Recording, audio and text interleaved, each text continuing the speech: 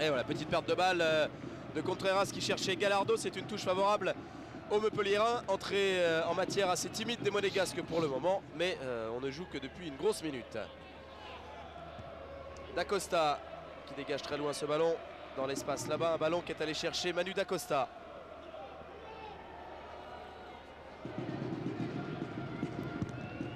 Manu Dos Santos, pardon. Marquez, Djetou, Dacosta, Contreras. Un bon ballon cette fois pour Gallardo qui va peut-être pouvoir accélérer le petit Argentin. Non, parce que stoppé mais irrégulièrement par Pascal Fugier que Monsieur Layek appelle. Et qui lui signifie un dernier avertissement, un premier et dernier avertissement verbal. Normal. Oui, la faute indiscutable. Sur le crochet de Gallardo, Pascal Fugier, lui, était déjà parti dans son tacle. Il n'a pas pu se retenir. Donc faute sifflée par l'arbitre. Alors énormément de monde dans la surface de réparation. Tous les Montpelliérains, hormis Maoulida. Et c'est vrai que Monaco est très fort sur les coups de pied arrêtés. De la vigilance réclamée par le jeune gardien Rudy Rioux, et un ballon sorti par cette défense montpelliéraine, sorti, dégagé, alors que Gallardo récupère difficilement. Mais ce n'est qu'un coup, heureusement pour l'Argentin. Et dans ce système, Christophe, eh bien, il y a un joueur clé du côté de Montpellier, c'est le libéro, c'est Éric Decroix, qui doit absolument, dès la récupération du ballon, faire ressortir sa formation. Et c'est pas évident puisqu'il a un bloc très dense devant lui, mais il faut repousser ses coéquipiers le plus loin possible pour ne pas subir, pour ne pas être devant sa propre surface de réparation. Maouvé devant Marco Simone et Contreras devant Maoulida. Et Maouvé encore, et cette fois devant Lamouchi. Ballon récupéré par les Monégasques et par Sagnol, qui a tenté de jouer long, et ça tombe sur la tête de Rodriguez. Oui, il ne faut pas tomber dans l'excès non plus du côté de Monaco. Comme il y a très peu de solutions au niveau du milieu de terrain, d'essayer de sauter cette ligne et de jouer en profondeur, parce que là, les défenseurs montpelliérains sont en place. Donc il faut prendre le temps et il faut construire. Avec Sagnol qui joue le long vers Ludovic Giulio, c'est un bon ballon à exploiter pour les Monégasques. Et ce premier centre de Ludovic Giuli, bien pris par Rudy Rioux qui fait un bon premier arrêt qui va lui donner de la confiance à Rudy Rioux.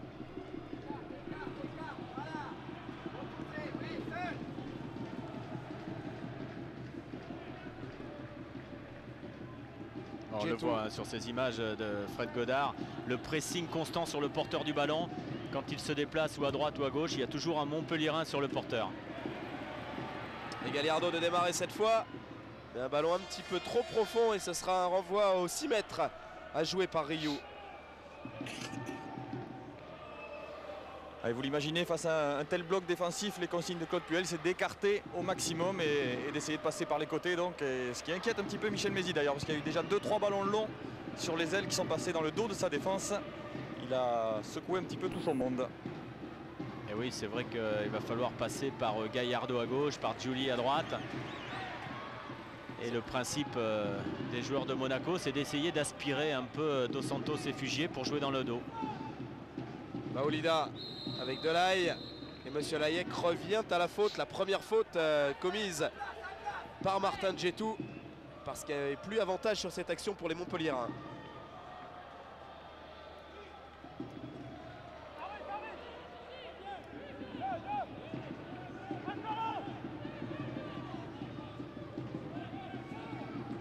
Alors, Maoulida qui réclame ce ballon sur la tête. C'est Sylvestre qui l'a obtenu sur la tête. Ce ballon, Sylvestre qui se retrouve aujourd'hui en position de milieu de terrain, une position qu'il a déjà occupée en championnat cette saison. Oui. Est toujours très important dans ces phases de jeu là. Oui, pas mal de passivité là dans la défense monégasque.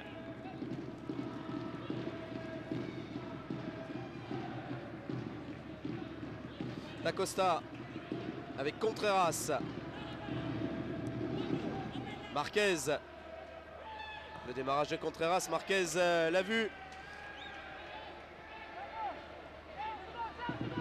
Il a du soutien le Chilien avec l'Argentin Gallardo qui est allé buter sur les défenseurs et qui n'est pas parvenu à déborder Éric Decroix.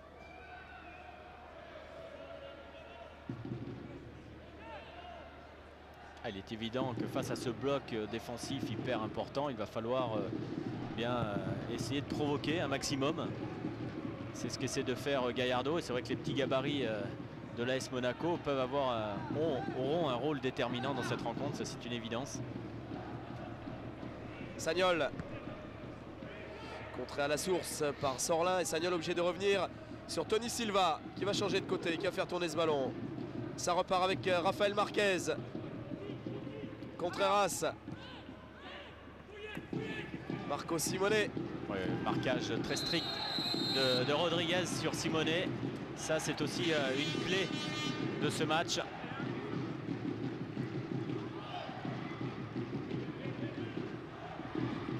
Puisque Zodic lui est sur Trezeguet et Rodriguez sur Simone. Et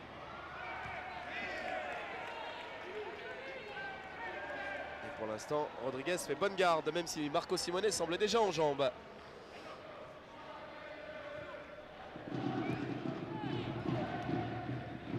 Maoulida avec Fugier qui a voulu lancer dans l'espace Olivier Sorlin. Mais la bonne anticipation de Silva qui transformé en libello relance vers Sagnol. Giuli. Là ce soir le gardien monégasque va devoir sortir souvent de sa surface de réparation. Oui, ça joue. Ballon récupéré par les défenseurs montpelliérains. Un ballon joué le long là-bas vers Sorlin encore. Ouais, Sorlin qui a l'habitude de jouer plutôt sur le côté droit et qui là pour ce match eh bien, joue sur la gauche. C'est Delaye qui joue à droite. On le voit, un milieu de terrain hyper fourni. Contreras avec Gallardo. Il n'y a pas eu l'appel croisé de Marco Simone là-bas. Trezeguet lui était parti dans l'autre sens.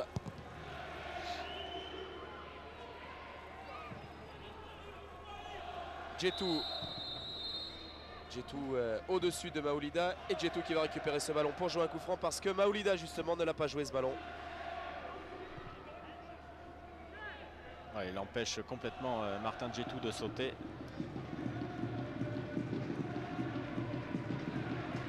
Et pour l'instant l'équipe montpelliéraine bien en place. On voit les joueurs dès la perte du ballon, le souci premier c'est de se replacer et d'être toujours face au ballon. On le voit, l'équipe est en place et elle coulisse suivant la position du ballon, où elle va à droite ou elle va à gauche. Et on voit les joueurs décalés d'un côté ou de l'autre. Delaye qui s'est replié pour aller récupérer ce ballon. Et ça profite à Franck Sylvestre qui a voulu lancer Maoulida. Djetou. Et encore une récupération. Cette fois c'est Dos Santos qui a pris ce ballon et qui immédiatement derrière joue long et toujours vers Maoulida. Oh, il y a danger parce que Tony Silva n'a pas bien contrôlé ce ballon. Et la première grosse occasion de ce match pour Delaye dans un moment d'hésitation et d'erreur technique de la défense monégasque. Avertissement. Ouais, c'est un match piège là pour le gardien parce que tous ces ballons vont être donnés systématiquement en profondeur et c'est très bien fait de la part de Montpellier. Il n'y a pratiquement pas d'autre solution et Silva est perturbé dans la mesure où il se demande s'il doit attendre le ballon ou s'il doit aller le chercher. Et le danger qui revient encore avec un ballon vers Maoulida, cette fois bien coupé, bien pris par Sagnol. Et ça met un peu de calme dans la défense monégasque. Ouais, vous l'avez dit Fabrice, il n'y a pas beaucoup de solutions offensives pour Montpellier. Ce sera d'abord de chercher en profondeur Maoulida et puis éventuellement en soutien Sorlin et Delaye, les deux joueurs de couloir qui vont avoir beaucoup de travail ce soir. Oui, et Maoulida qui pour l'instant eh bien, fait très bien son travail dans la mesure où il joue bien à son poste, où il offre toujours une solution au porteur du ballon. Et bien souvent il met en difficulté la défense de Monaco et il la fait reculer. Donc à partir de là, eh bien, le bloc montpelliérain peut remonter sur le terrain et être moins en danger. Il faut absolument que Monaco hausse le rythme et surtout de par la mobilité et des possibilités autour du porteur du ballon. En tout cas une occasion qui a donné confiance aux Montpelliérains qui s'avance encore, qui s'aventure aux abords de la surface de réparation de Monaco, mais ça repart avec Martin Djetou. Oui, sur ces longs ballons ils vont aller à l'échec systématiquement là, les Monégasques. Et pour l'instant c'est le gros problème, c'est que du côté de Monaco on a du mal à passer par le milieu de terrain parce qu'il y a très peu d'espace il est très difficile de pouvoir jouer. Donc on a tendance à vouloir sauter ce milieu de terrain et jouer vers Trezeguet et Simonet. Mais là, il y a un marquage très rigoureux, très strict. Et c'est difficile de les trouver. Trezeguet avec Marquez. Et il est obligé de revenir très loin, hein, Trezeguet. Oh, Gallardo qui le contrôle. Lamouchi arrive en renfort, qui lance Trezeguet. Pas hors jeu David Trezeguet, mais la très bonne anticipation de Rudy Rioux. Sortie forte à propos sur ce ballon.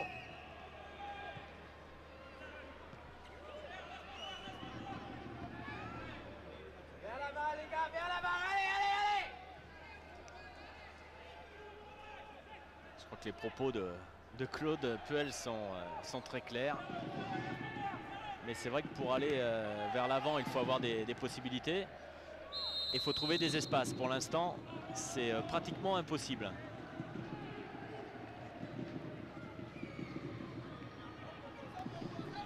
Lamouchi qui a joué ce coup franc, s'appuie sur Marco Simonet, qui a tenté de jouer avec Ludovic Giuli. Ça n'est pas passé. Djetou et Marquez qui écarte vers David Trezeguet. Le bon retour de Delay, mais Monsieur Layek qui revient à la faute encore.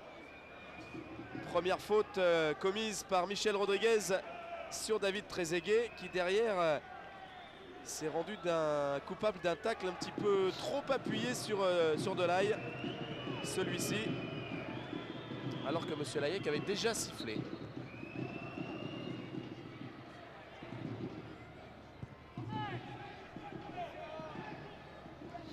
Djetou, oh oui, il arrive vite, oh il arrive très vite Delay, et hors-jeu. Dommage pour les Montpelliérains, hors-jeu Maoulida qui est allé se mettre en position de hors-jeu pour quelques centimètres seulement. Et on a vu hein, le bloc montpelliérain remonter vraiment très rapidement, orchestré par Éric Decroix. Et pour l'instant, Montpellier est très bien en place. Tactiquement, ils sont à l'écoute les uns des autres. Il y a une grosse discipline de récupération du ballon. Marquez avec Contreras qui a recherché Gallardo. Il va falloir plus d'application chez les Monégasques pour mettre en péril cette formation montpelliéraine qui pour l'instant fait très bonne impression. Oui, pour l'instant, il n'y a pas assez de mouvement autour du porteur du ballon. Il n'y a pratiquement qu'une solution et difficile de trouver des espaces. Donc le jeu est complètement bloqué. Elle est monégasque cette touche.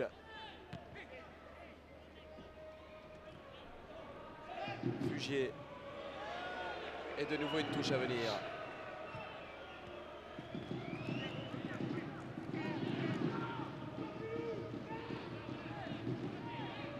Marquez, Gallardo, Contreras, Rafael Marquez encore, l'appel de Marco Simonet, l'appel en profondeur de Lamouchi et toujours le bon placement de Rudy Rioux. Alors la solution du côté de l'AS Monaco, c'est peut-être carrément de presser cette équipe montpelliéraine dans sa propre moitié de terrain et essayer sur toutes les relances de ne pas faire sortir cette équipe de Montpellier, de vraiment prendre des risques en étant très strict derrière pour essayer de provoquer la faute individuelle ou collective. Et c'est ce que semble indiquer Sabri Lamouchi à ses partenaires là depuis quelques instants. Il parle à ses coéquipiers, notamment au milieu de terrain. Il demande à Ludovic Giuli, à Gallardo de rester beaucoup plus haut sur le terrain. Marquez. Ah, ça peut être la solution parce que sinon eh bien, on joue sur un faux rythme et on ne peut pas faire d'accélération. Et on est exposé à ce genre de ballon, toujours ces ballons longs où l'attaquant montpelliérain est à 1 contre 1 avec le défenseur central monégasque. Marco Simonet. La récupération de Decroix et un ballon vite perdu au milieu de terrain par les Montpelliérains qui peuvent se retrouver en danger là sur ce mouvement orchestré par Giuli et Gallardo. Mais le bon tacle de Dos Santos pour mettre un terme à cette offensive. Ça va revenir, Lamouchi. Et son centre qui file hors des limites du terrain. Sabri Lamouchi qui est devenu un pion mais plus qu'essentiel dans le dispositif de Claude Puel. Capitaine en l'absence de Fabien Barthez.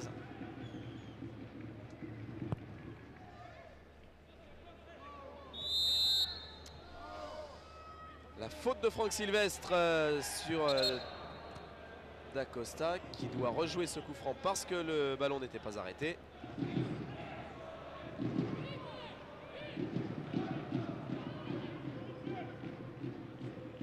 Djetou avec Sagnol.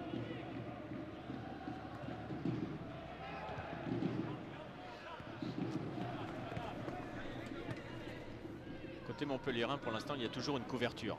Donc l'équipe montpelliéraine n'est pas en danger, mis à part ces 2-3 débordements, mais il y a toujours un joueur qui est là pour couper la trajectoire. Donc il faut, encore une fois, il faut absolument que les joueurs monégasques haussent le rythme, récupèrent des ballons comme à ce niveau, pour continuer à presser, à mettre une pression constante sur leur adversaire direct. Ça, c'est indispensable.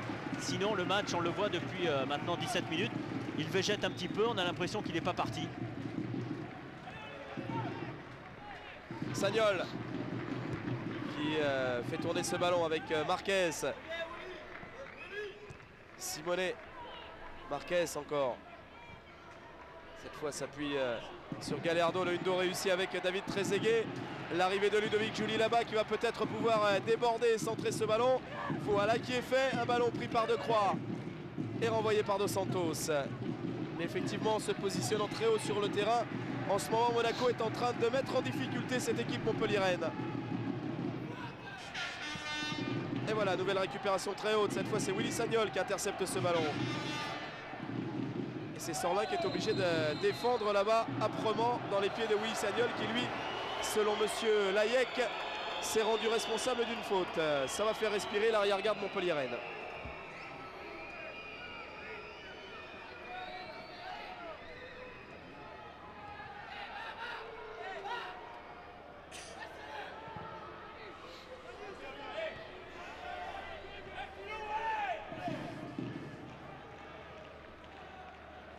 Marquez qui a vu le démarrage de Contreras qui se montre disponible là sur son côté depuis le début. Et qui manque un petit peu de soutien, qui manque un peu de solution et du coup qui tombe sur Fugier. Sylvestre loin devant, c'est un bon ballon. Touafilou Malouida qui est qui a manqué de vivacité et d'accélération là, dommage. Il s'apprêtait à jouer à un contre 1 contre Tony Silva et il a fallu un retour superbe, énorme de Marquez pour empêcher Montpellier de marquer sur cette action. Oui, encore une fois, on serait tenté de dire du côté de Rafael Marquez qui, depuis le début de la saison, alors que l'on revoit cette action, il part dans le dos et Marquez qui revient prendre le ballon à Maoulida qui est un petit peu gêné dans ses contrôles. Mais c'est encore un avertissement sans frais là pour Monaco. Mais le schéma tactique du match, il est bien en place. Schéma très simple. Ouais, voilà, il est vraiment pas sur ses appuis. Il n'a pas voulu frapper avec son pied gauche, Maoulida. Il a voulu se remettre sur son pied droit. Et là, trop tard, Marquez est revenu défendre. Ah, dommage qu'il ne choisisse pas son pied gauche, Touafilou Maoulida. Parce que là, c'était vraiment une occasion formidable pour les Montpelliérains d'ouvrir le score. Hors-jeu. Hors-jeu cette fois Maoulida, lancé par Sorlin. Mais logiquement signalé en position de hors-jeu par Nelly Vieno. Et là, c'est le gros problème du côté de la défense monégasque.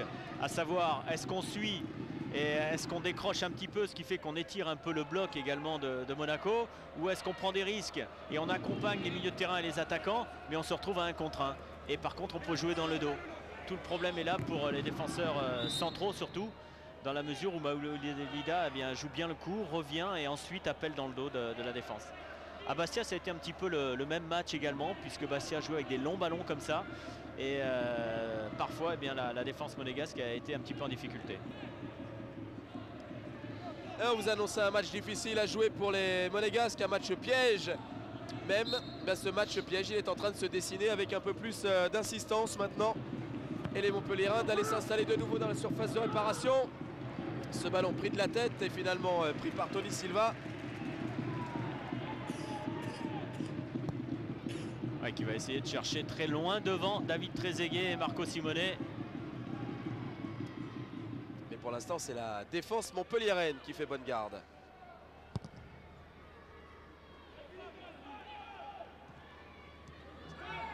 Delaye.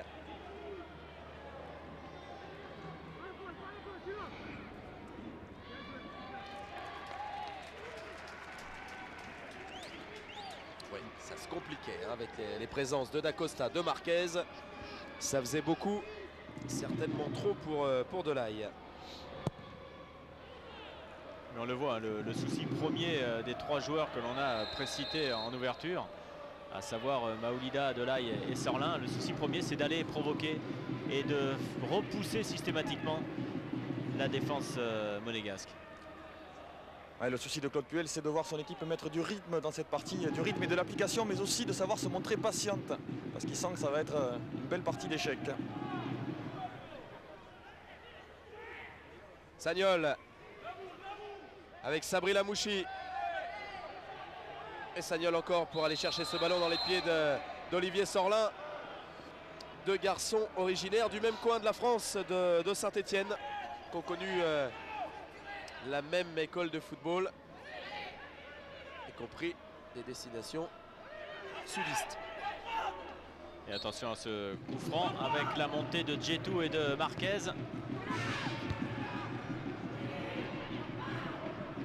Maouvé pour dégager ce ballon, pris par Lamouchi. Et la frappe de Lamouchi est hors cadre.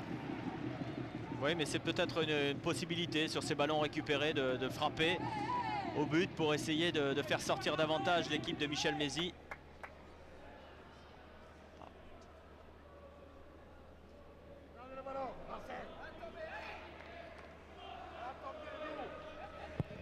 Marcel, c'est Maouvé qui était sommé par Michel Mézy de regarder ce ballon. Bon, en tout cas, en ce moment, il semble le voir un petit peu mieux que les Monégasques parce qu'ils en récupèrent beaucoup plus. Hein.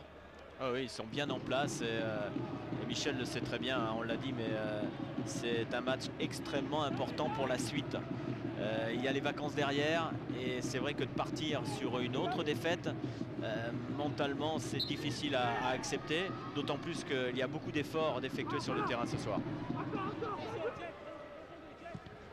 Delaye, le renvoi de Marquez sur Gallardo.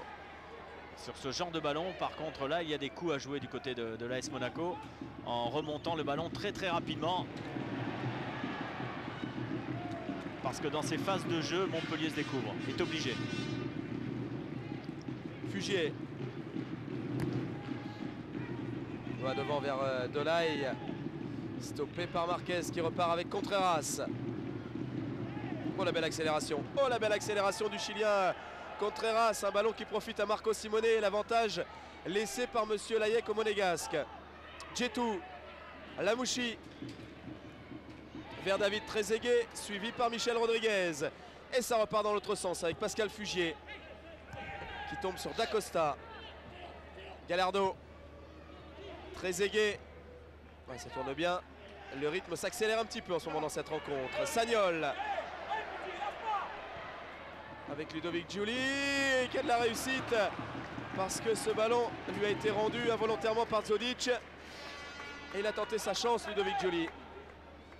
En tout cas, ça doit faire plaisir à Claude Puel parce que c'est une action collective qui a été conçue avec beaucoup plus de rapidité, de mouvement. Le ballon qui vivait davantage, la préparation a été beaucoup plus rapide.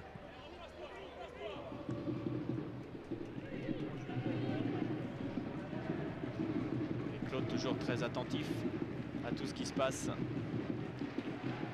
Gallardo face à Fugier, cette fois il a réussi son dribble, l'Argentin. Et il attend du monde parce qu'il n'y a pas beaucoup de monde pour venir chercher ce ballon dans la surface. Un ballon renvoyé par la défense montpelliéraine. Récupération Contreras qui frappe à son tour. Oh, elle prenait la direction du but ou pas loin en tout cas cette frappe du Chilien Contreras. Et il a fallu cette claquette, cet arrêt de Rudy Rioux pour empêcher Monaco d'ouvrir le score. Et ouais, parce que Contreras est droitier. Là, il joue arrière latéral gauche, mais il a l'habitude de jouer à droite. Il est rentré sur son pied droit, une superbe frappe et bel arrêt aussi de Rioux. Et à suivre le corner, botté par Marco Simone, renvoyé par Fugier. Ah, c'est la première grosse occasion monégasque de cette rencontre. C'est la première réaction monégasque après les deux tentatives de Maoulida devant Tony Silva. Allez, ce match est lancé. Oh oui, il faut aller chercher. Oh, il faut aller chercher ce ballon, il est dangereux. Et c'est Giuli qui en hérite. Fugier en sauveur sur sa ligne pratiquement. Montpellier est en train de souffrir en ce moment. Djetou. Zodic pressé par Simone, Djetou en renfort, stoppé par Franck Sylvestre. Et le coup de sifflet de Bertrand Layec pour une faute de Marco Simone sur le capitaine montpelliérain. De l'intensité dans la rencontre, ça c'est une évidence. Il faut absolument récupérer les ballons plus haut du côté monégasque. Alors que l'on revoit cette superbe frappe du Chilien. Et le très bel arrêt de Rioux parce que le ballon allait tout droit dans le but montpelliérain.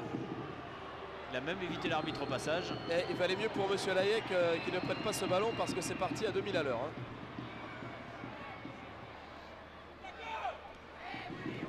La bonne montée de Willy Sagnol, ça permet à Giuli d'orienter et de jouer avec Marco Simone qui a recherché en première intention quasiment David Trezeguet. Ce sont les automatismes monégasques qui sont en train de se mettre en place là petit à petit. Oui, par séquence, on voit le jeu de l'AS Monaco, un jeu vivant. Ouais, Montpellier débordé en ce moment, accélération encore de Ludovic Giuli que l'on voit de plus en plus. Simone qui va écarter, Trezeguet. Et ce ballon qui traîne toujours vers la surface, renvoyé et seulement renvoyé par Fugier. Des Montpelliérains qui sont contents de subir en ce moment. Oui, ce qui a changé par rapport au début du match, c'est que tous ces ballons renvoyés par la défense montpelliéraine ne trouvent plus Maoulida, mais des défenseurs monégasques. Ce qui fait que le ballon revient beaucoup plus vite. Autant pendant le premier quart d'heure, Maoulida posait des problèmes, récupérait des ballons et permettait à la défense de remonter. Autant maintenant, il ne peut plus prendre ces ballons. Et nouveau corner à vivre pour Rudy Rioux, sa défense.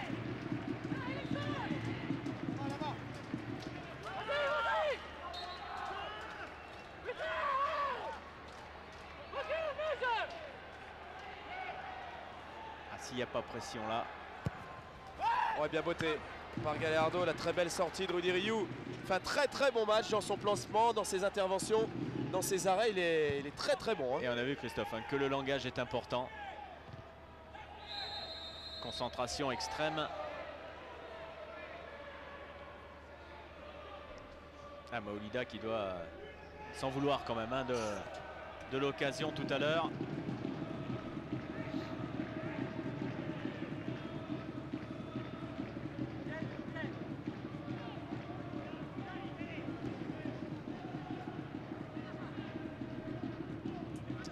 Contreras avec Gallardo. Et au niveau de la pelouse, confirmation du coup d'accélérateur monégasque. On est beaucoup plus présent dans les duels et on va beaucoup plus vite de l'avant. C'est net.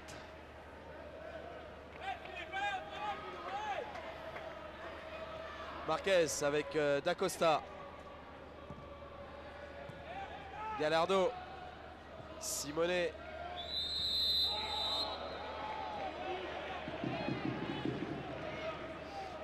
Faute visiblement de Michel Rodriguez. En tout cas, monsieur Layec était bien placé. Et il a vu une intervention illicite de Rodriguez sur Marco Simone. Ça rend le ballon au monégasque avec Gallardo. Simone encore. Lamouchi.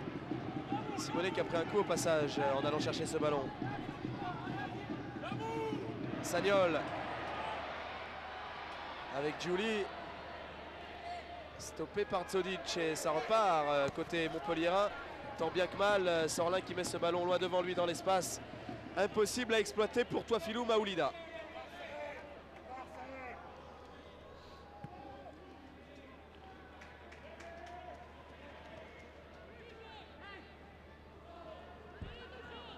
Dacosta avec Trezeguet. Dacosta. Gallardo.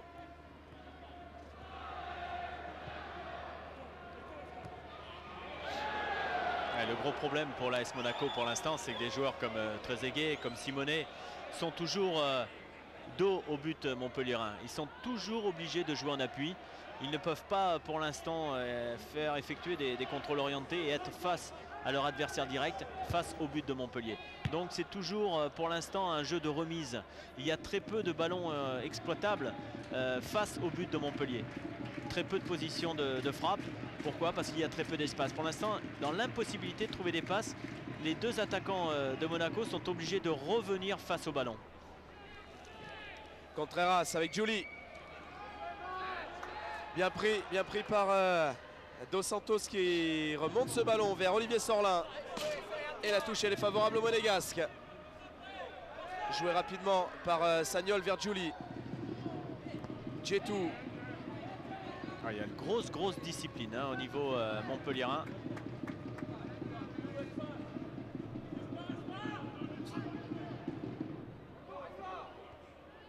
Djetou. Maouvé Sylvestre de la tête et avec autorité qui a mis ce ballon aux avant-postes et c'est récupéré par Marcel Maouvé qui lance Manu Dos Santos. Un ballon difficile là-bas à négocier le long de la ligne.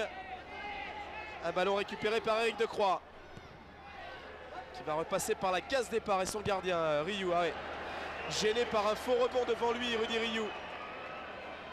Ce ballon toujours en jeu pris par Rodriguez et touche montpelliéraine à venir. Ouais, il se plaint un petit peu également de la passe. Au lieu de la faire dans l'axe, eh bien essayer de la faire sur les côtés. C'est important quand il est difficile. Il faut absolument que ces ballons soient dégagés sur les côtés.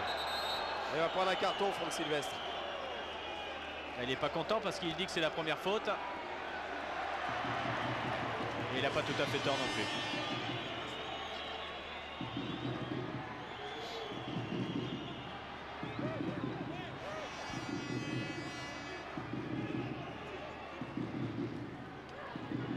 Allez, il ne faut pas s'énerver sur ces coups-là. Il faut qu'il conserve toute sa concentration, Franck Sylvestre. C'est le premier avertissement du match. Et derrière, c'est le premier but sur ce retourné de Marco Simone. Ses coups de pied arrêtés, on va le dire, on va le répéter, d'une extrême importance du côté monégasque.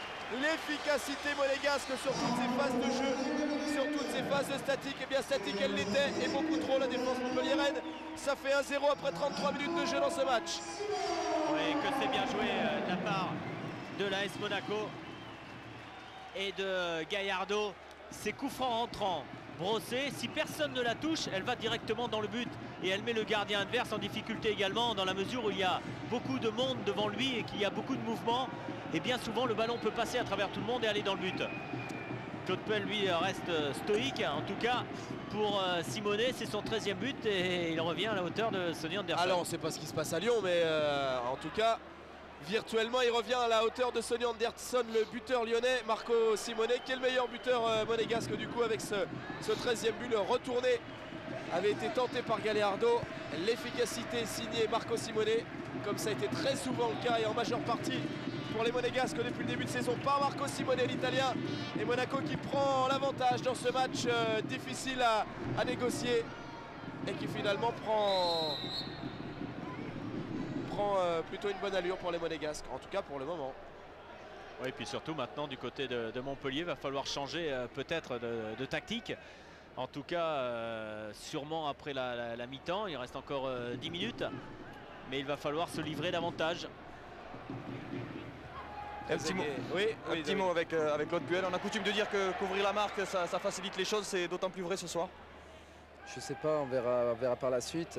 Ceci dit, c'est une équipe qui nous pose beaucoup de problèmes, avec beaucoup de densité défensive. C'est pas évident de la prendre à défaut avec un terrain qui est difficile à jouer et qui nous pénalise dans le jeu.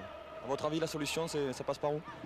C'est d'être très concentré, essayer de passer sur les côtés, mais c'est vrai qu'il n'est pas évident de les mettre à défaut parce qu'il faut systématiquement contrer le ballon et on ne peut pas jouer de première intention. Merci. Voilà, bon, je voulais pas trop insister parce que on est un petit peu accusé d'être rabat-joie quand on dit ça, quand on vient à Monaco, ça devient systématique de dire que la pelouse n'est pas belle, mais enfin, je suis content que le technicien monégasque le dise. C'est un vrai handicap ce soir quand même pour le jeu. Hein. Parce que c'est... C'est pour cette raison que la pelouse sera refaite à l'intersaison, pas la semaine prochaine, mais au mois de juin, pour permettre justement à l'équipe de Claude Puel de pouvoir réaliser le jeu qu'elle peut réaliser parfois à l'extérieur, souvent même. Pour permettre à tous ces artistes, à tous ces techniciens de s'exprimer pleinement, de nous offrir la plénitude de leur capacité, de leur potentiel footballistique. Il est énorme ici à Monaco. Mais c'est vrai que sur cette pelouse aujourd'hui c'est bien difficile. Et donc voilà, il fallait que ce soit un technicien qui le dise en premier, ça a été Claude Puel, c'est fait. N'en rajoutons plus. En tout cas, ce qui est important dans cette rencontre, c'est d'ouvrir le score. Et à partir de là, il l'a dit, rester vigilant, concentré. Mais c'est vrai qu'une grosse partie du chemin a été fait. D'Acosta qui oriente le jeu là-bas. Long centre vers David Trezeguet qui s'est un petit peu aidé, qui a fait obstruction sur son défenseur pour prendre ce ballon. C'est bien vu de la part de l'arbitre. C'est pas souvent sifflé, hein.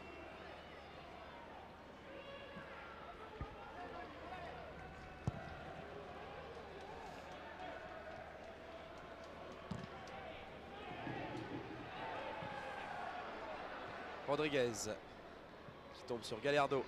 On a voulu jouer avec Marco Simone. Rodriguez s'impose. Sylvestre. Fugier qui tente de jouer lui en première intention. Vous le voyez, c'est difficile. Ballon perdu, récupéré par les Monégasques. Et ça file jusqu'à Sabri Lamouchi entre deux Montpelliérains, en l'occurrence Mahouvé et Decroix. Trop difficile pour les Monégasques. Ça va revenir avec Contreras. Stoppé par Delaye. Franck Sylvestre qui joue ce ballon très long encore en direction de Toafilou Maoulida. Des Montpelliérains qui deviennent de plus en plus discrets et de plus en plus dominés dans ce match. Ouais, Michel Mézy le sait bien, hein, dans cette rencontre. Il a eu l'opportunité de mener au score. Et même au niveau de la confiance, hein, Montpellier qui mène à 1-0 ici à Monaco chez le leader. Au niveau de la confiance, ça aurait donné un surplus à cette formation montpelliéraine. Et là, c'est vrai que de prendre le but sur coup franc, eh bien, dans la tête, ça ne doit pas être évident à vivre. Je vous confirme que le moral est touché, hein.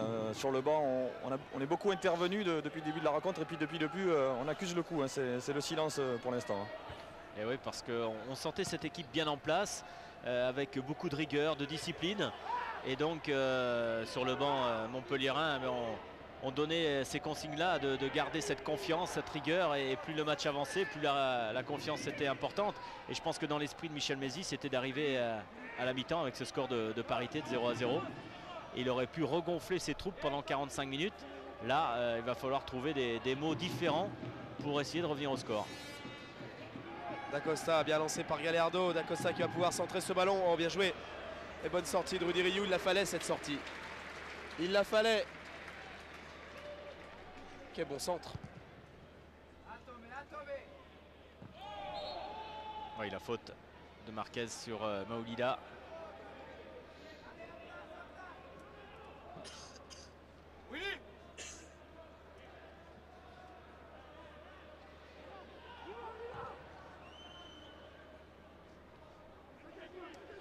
Dos Santos. Allez, il fallait chercher ce ballon avant sa sortie, mais il est sorti justement.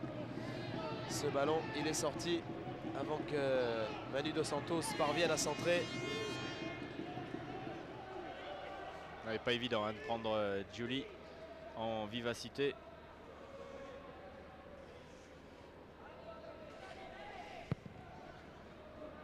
David Giuli qui fait une super première partie de saison, à l'image de toute l'équipe d'ailleurs.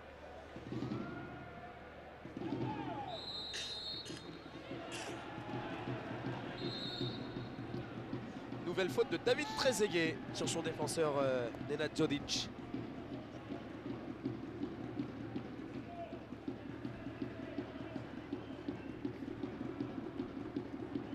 Fugier cherchait de là, il est tombé sur Contreras.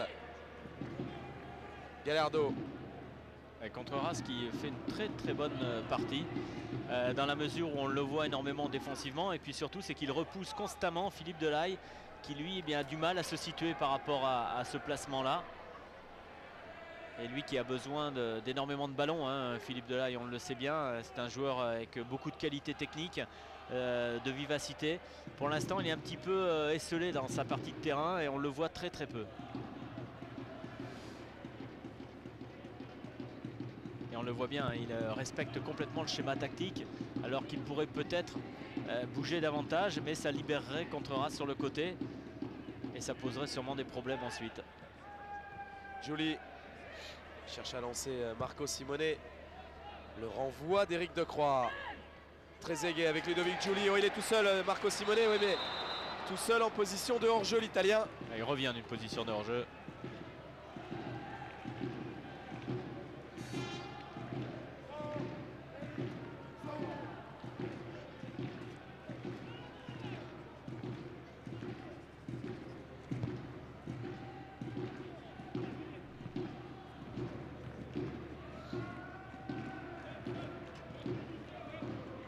D'Acosta avec Djetou. Willy Sagnol. Le long de la ligne a pu servir son capitaine Sabri Lamouchi. Ballon dans l'axe maintenant vers D'Acosta. Ballon renvoyé par Pascal Fugier, récupéré par Marquez. Gallardo. Et Fugier qui va prendre un carton parce qu'il a commis plus d'une faute sur Gallardo, surtout parce qu'il avait déjà été averti verbalement par Monsieur Layec. C'est le deuxième carton de ce match. Le premier avait été adressé à Franck Sylvestre. C'est encore un Montpellierin qui est averti à 3 minutes de la mi-temps.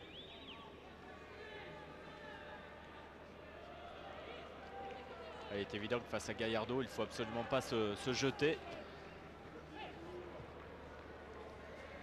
D'Acosta.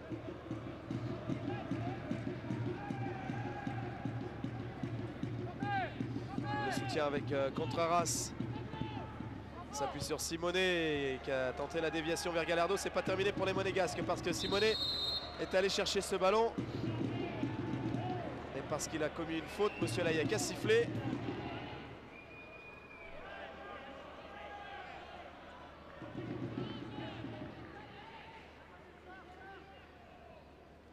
Decroix. Vers Fugier. Maoulida. Ah, la bonne accélération de Maoulida devant Contreras. Et finalement, Nelly Viennot accorde un renvoi au 6 mètres pour Tony Silva. Elle a vu plutôt Maoulida retoucher ce ballon. Elle s'est trompée parce qu'il a effectivement retouché dans le premier tacle. Mais ensuite, dans le prolongement du tacle, c'est Contreras qui prolonge ce ballon. Et il y avait un corner en faveur des Montpellierins. Ah, quand rien ne sourit, c'est la poisse, hein. Tout se complique. Contreras s'est touché sur cette intervention de Philippe Delahaye.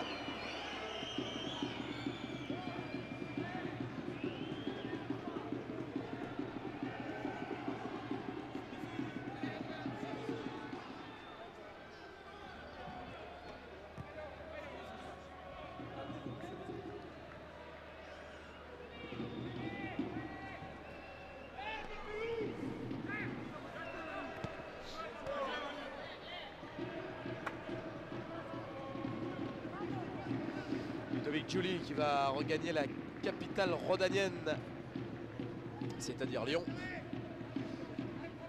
pour Noël.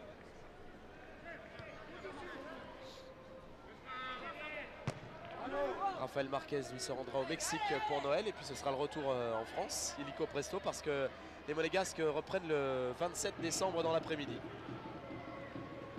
Oui, mais je pense que Marquez et Contreras vont avoir un petit peu de vacances supplémentaires dans la mesure où à l'intersaison ils n'ont eu pratiquement pas de coupure de par les compétitions nationales de leur pays, et donc les Sud-Américains vont avoir quelques jours de plus. Allez, dans 5 secondes, 1 minute supplémentaire à jouer dans cette première période. Une première période dominée au score par l'AS Monaco grâce à Marco Simonet, son meilleur buteur, qui a inscrit son 13e but. Même si Montpellier s'est procuré les premières réelles occasions. Il est sorti ce ballon, dommage parce que l'enchaînement était de qualité là-bas de la part de ce garçon international espoir, Touafilou Maoulida, mais qui n'a pas pu contrôler la course un peu folle de cette balle. Et puis surtout complètement esselé, il a fait un effort énorme pour passer son adversaire direct et ensuite il était complètement seul pour essayer d'aller porter le danger devant les buts de Silva. Fugier en retrait avec Decroix qui dégage ce ballon mais qui tombe sur Rafael Marquez. Bonne intervention de Zodic. Et puis Sorlin qui vient chercher ce ballon et qui s'est heurté à Sabri Lamouchi, auteur d'une faute. Sabri Lamouchi et surtout qui prend un carton, le 3e de cette première période, distribué par Monsieur Layec.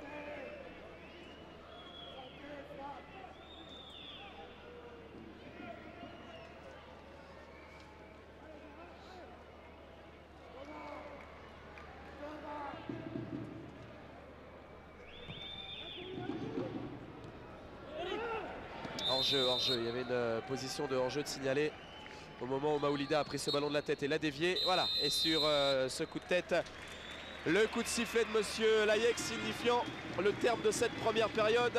Un buteur, un seul dans cette première mi-temps. Un score 1-0, but marqué juste après la demi-heure de jeu, après 33 minutes.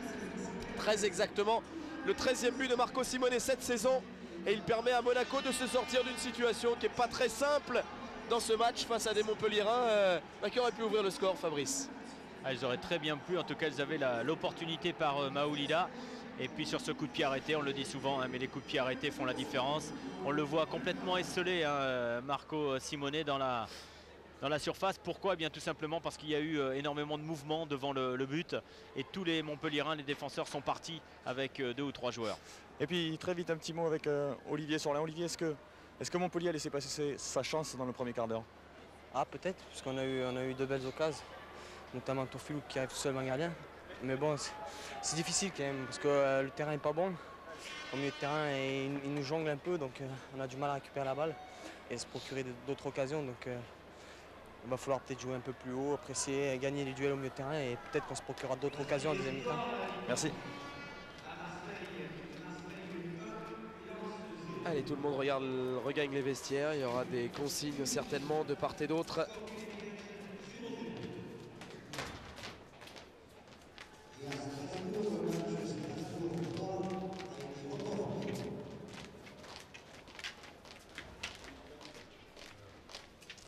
Les têtes sont basses, hein, côté Montpellier. Au moment de regagner les vestiaires, il va falloir les redresser et les relever, ces têtes-là. Hein. Oui, mais c'est pas facile, Christophe. Pas facile parce que l'équipe est en grosse difficulté de par le classement. Et bon, on essaie. Il y a beaucoup de volonté, on le voit, il y a beaucoup de discipline dans le choix et dans l'option tactique. Mais on voit qu'il y a un manque de confiance énorme. C'est l'action de Maoulida. Je suis sûr que si Montpellier était dans le milieu de tableau, Maoulida ne serait pas posé de questions et aurait joué différemment. Mais là, tous les malheurs s'abattent sur cette équipe montpelliéraine. Il va falloir s'en sortir, ça va pas être facile quand même. Allez, il reste 45 minutes à jouer, rien n'est perdu pour les Montpelliérains. Je vous le rappelle, le président Nicolas a pronostiqué un 2-1 en faveur de son équipe chérie. Il est dans les temps pour l'instant, le bon président Nicolas du Montpellier Hérault. On verra ça en deuxième période. Les Monégasques ont un avantage à conserver, voire à accroître. Cette mi-temps, on a des sujets à vous proposer et de l'actualité toute fraîche, puisque vous le savez, cette 20e journée a débuté hier avec 2 matchs d'importance. Bordeaux qui se devait de réagir après une période difficile et une défaite à 3. Et Auxerre qui était confronté au Paris Saint-Germain, l'équipe un petit peu en forme du moment et qui venait titiller la AS Monaco en tête du classement. Résumé de ces 2 matchs-là avec Jean-Jacques Cassader et Cyril Linette. Se relancer avant la trêve, c'est bien sûr l'objectif pour Bordeaux, récemment défait à 3, mais aussi pour Rennes qui reste sur 2 défaites consécutives. Un match qui met du temps à se décanter, les 2 équipes se montrent très prudentes. Il faut près de 20 minutes pour voir le premier tir. Il est signé Lasland, sans grand danger pour Christophe Revaux. Mais ça montre quand même les bonnes intentions des Bordelais qui prennent confiance et comptent sur leur duo d'attaque. Après Lasland, c'est au tour de Viltord de prendre sa chance de loin. Le tir est contré, mais il offre à Bordeaux une nouvelle possibilité sur corner. Avec Corentin Martins pour le tirer et toute la difficulté rennaise pour dégager un ballon de plus en plus brûlant. Finalement, c'est Sylvain Viltord qui en hérite et là, il faut tout le talent de Revaux pour détourner sur son poteau. C'est Jean-Luc Dogon qui donne de l'air à son équipe. C'est sûr, avec Lasland et Viltord, Bordeaux ne manque pas d'arguments offensifs. 18 buts déjà à eux deux depuis le début de saison. Mais Bordeaux a aussi quelquefois des absences en défense. Là, c'est Cédric Bardon qui en profite à l'entrée de la surface. Il oblige Ramé à une parade tout aussi remarquable que celle de Revaux 3 minutes avant. Bordeaux fait le jeu dans cette première période, mais on le voit, Rennes est à l'affût pour prendre sa chance. La rencontre reste indécise avec un nouveau rush de Sylvain Viltord. Un centre quasi parfait et la tête de Johan Mikou. Revaux sur ce coup est vigilant mais frayeur quand même pour Rennes et Paul Le Guen quelques secondes avant la pause. Et la seconde période repart comme la première avec une longue ouverture de Grenet. En début de match, c'était pour Lasland. Là, c'est Viltord et toute l'intelligence de l'ancien Rennais avec ce lob. Revaux est battu, 10e but pour Sylvain Viltord cette saison. Un but plein de sang-froid. Viltord, malgré un contrôle pas complètement réussi, donne donc l'avantage à Bordeaux. 1-0, 6 minutes seulement après la reprise. Et puis le match s'anime franchement après l'heure de jeu avec une séquence superbe. Martins, Lilian Liassand et Mikou à la conclusion. Revaux est impérial, mais le danger se précise sur la cage rennaise. Revaux de plus en plus sollicité. Il doit encore s'employer sur ce tir de Michel Pavon. Une claquette salvatrice pour Rennes qui s'en sort plutôt bien, mais va devoir subir un nouvel assaut bordelais sur le corner qui suit. Avec Corentin Martins pour Afanou, un contrôle et une frappe qui file juste au-dessus de la cage rennaise. Revaux peut souffler, mais quelques instants seulement. Une minute à peine après la tentative de Kodjo Afanou, c'est Lilian Lasland qui défie à nouveau Christophe Revaux. Un tir puissant et les poings fermes du gardien pour repousser le missile. Revaux aura souvent été décisif dans ce match, souvent mais pas toujours. La faute à Sylvain Wiltord et son lob malicieux de la 51e minute. Bordeaux s'impose donc finalement 1-0. Une victoire méritée et bienvenue pour les Bordelais malgré l'expulsion en fin de match de François Grenet pour ce tacle très sévère sur Fernandez. Troisième défaite consécutive pour Rennes. Bordeaux, en revanche, va pouvoir passer des fêtes sereines et laisser éclater sa joie dans l'intimité. Bernard Lama tient sa place dans les buts parisiens. Le PSG se déplace à Auxerre. C'est le deuxième chez le quatrième du championnat. Donc un match de haut de tableau. Haut de tableau mais trajectoire différente. Le PSG reste sur 4 succès consécutifs et entame ce match de manière assez convaincante. Frappe de Pierre Ducrot.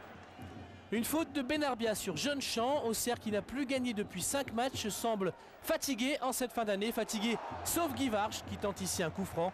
Guy Varche a marqué la semaine dernière face à Sedan après 1 mois et demi d'abstinence. Fatigués, les Auxerrois en fait pas si sûrs, en tout cas désireux de bien finir l'année. Ballon ici vers Bernard Lama qui le relâche. Guy Varche était à l'affût, mais César, le Brésilien, sauve son camp. César plus l'arbitre qui n'a pas vu ce geste d'Aliou Cissé qui retient par le maillot Stéphane Guy Varche. Sans ce geste, Guy Varche aurait sans doute pu ajuster sa tête. Auxerre aurait dû bénéficier d'un pénalty sur ce coup-là. Encore un coup franc, encore Guy Varche, cette fois il ne trouve pas le cadre. Mais la période parisienne n'a pas duré longtemps dans ce match. Auxerre assoit peu à peu une très grosse emprise sur cette rencontre. Paris dominé s'en remet donc à des coups, à quelques coups, notamment un coup de coude ici de Christian. Christian, coup de coude sur Chichelski, son adversaire direct. Christian qui continue, va éliminer plusieurs adversaires et frapper, ballon capté par Cole. Christian sur la lancée de son triplé réussi dimanche dernier à Metz. On imagine ce que Giroud aurait dit en cas de but parisien. Le coup de coude de Christian ne lui avait évidemment pas échappé. La fin de la première mi-temps est tout de même très à l'avantage des Auxerrois. Mésentente ici entre Ducrot et Okocha. Ça profite à la GIA. Le ballon est bien décalé pour un centre finalement vers Marley. Reprise de Marley non cadrée. La dernière minute maintenant de cette première période. Ballon pour Capot, titulaire au poste de meneur de jeu. Capot qui s'avance, qui frappe à quelques centimètres du but de Lama. C'est la plus grosse occasion de ces 45 minutes. Elle intervient dans les toutes dernières secondes d'une période où les Parisiens n'ont pas toujours couru dans le même sens. Bernard Lama vigilant, le scénario est le même en seconde période. Auxerre plus volontaire et toujours dominateur. Ici Lama doit s'employer sur une tête de Steve Marley. Philippe Bergerot s'inquiète, son équipe est passive. Long ballon ici de Reyes sur coup franc. Les Parisiens qui se font lober, qui se font surprendre. Ça profite ici à Guy Varche. Guy Varche qui frappe à nouveau à côté. Guy Varche qui a joué tout le match avec une côte fêlée. À 20 minutes de la fin, le courageux capitaine bourguignon cède sa place.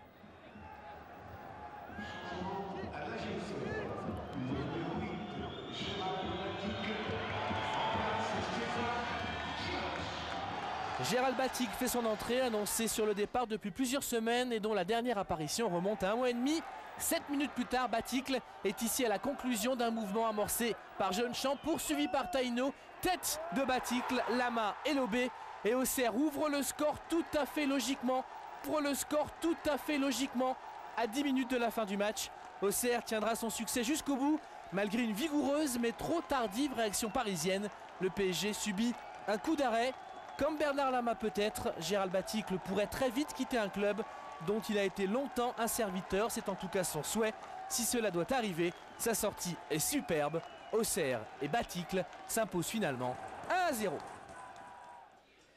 Voilà, et Cyril Linette d'évoquer un petit point qui va intéresser tout le monde et le public, les dirigeants, les joueurs, etc. C'est l'ouverture du mercato bientôt, cet hiver. Et des joueurs vont partir, d'autres vont arriver dans les clubs. À Montpellier, par exemple, pourrait y avoir des arrivées. Oh bah, il est évident que le président Louis Nicolin va faire en sorte qu'il y ait des départs d'abord, parce que pour pouvoir prétendre acheter d'autres joueurs, il faut aussi libérer des places, parce que les places sont limitées. Donc il va falloir transférer des joueurs et ensuite ne pas se tromper, parce que vu la position de Montpellier dans le championnat, il faut vraiment prendre des joueurs qui vont apporter un gros plus à cette équipe pour permettre à cette formation de remonter au niveau du classement. Eh bien, on va suivre tout ça avec attention. En tout cas, c'est ce qui va alimenter cette trêve hivernale dans ce championnat de France édition 99-2000. La 19e journée a vécu. Elle a vécu de bons moments. La preuve avec ce top 19, les meilleurs moments de cette 19e journée. Un retour effectué par Philippe Jeune. Alex est à l'image de l'emblème de l'AS Saint-Etienne, une panthère. En l'espace de 90 minutes, le petit Brésilien stéphanois s'est transformé en un fauve insaisissable. Il a l'art de jouer dans toutes les positions et surtout de marquer 4 buts à l'Olympique de Marseille. Alex, nouvel ange vert de Geoffroy Guichard.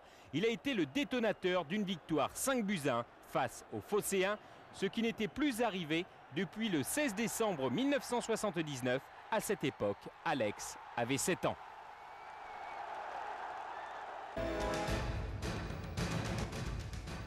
Un autre Brésilien a le vent en poupe, Christian. Si l'attaquant du PSG a débuté timidement le championnat en août, le déclic a bien eu lieu le 24 octobre dernier face à Sedan. Dimanche à Metz, il inscrit 2 buts en 2 minutes et assoit la victoire du PSG à 10 minutes de la fin avec à la clé un triplé. Lors des 8 derniers matchs du Paris Saint-Germain, le Brésilien Christian a inscrit 7 buts, ce qui porte à 100 son total de buts inscrits championnat du Brésil et championnat de France confondus. On connaissait le pirate Rackham le Rouge qui récoltait les trésors dans de violents combats en mer. Au Havre, le capitaine Cyril Pouget récolte les cartons rouges. Après l'OMMS, c'est face à Nancy que Pouget rentre prématurément au vestiaire. C'est beaucoup pour un attaquant, surtout au moment où le navire havrais prend l'eau, battu 1-0 au stade Jules Deschazos. Après avoir mangé du lion à Gerland avec une victoire 3-1, les Troyens d'Alain Perrin offrent à leur public les Girondins de Bordeaux, champions de France en titre. Djukic et Gazzi sont les buteurs de la soirée. Troyes est invaincu depuis 6 journées et a engrangé 14 points sur 18 possibles. Coup d'arrêt pour Monaco à Bastia où les Corses restent invaincus à domicile. Privé une nouvelle fois de Barthez blessé, le leader tombe à Fouriani sur une volée splendide de Zoumana Camara. Du coup, cette défaite relance le championnat. Monaco n'a plus que 3 points d'avance sur le PSG deuxième.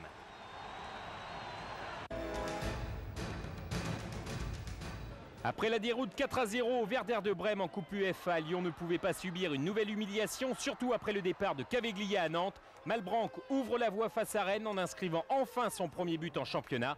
Et l'incontournable Anderson, malheureux en Coupe d'Europe, offre une victoire 2-1 aux Lyonnais qui restait sur 2 défaites en championnat.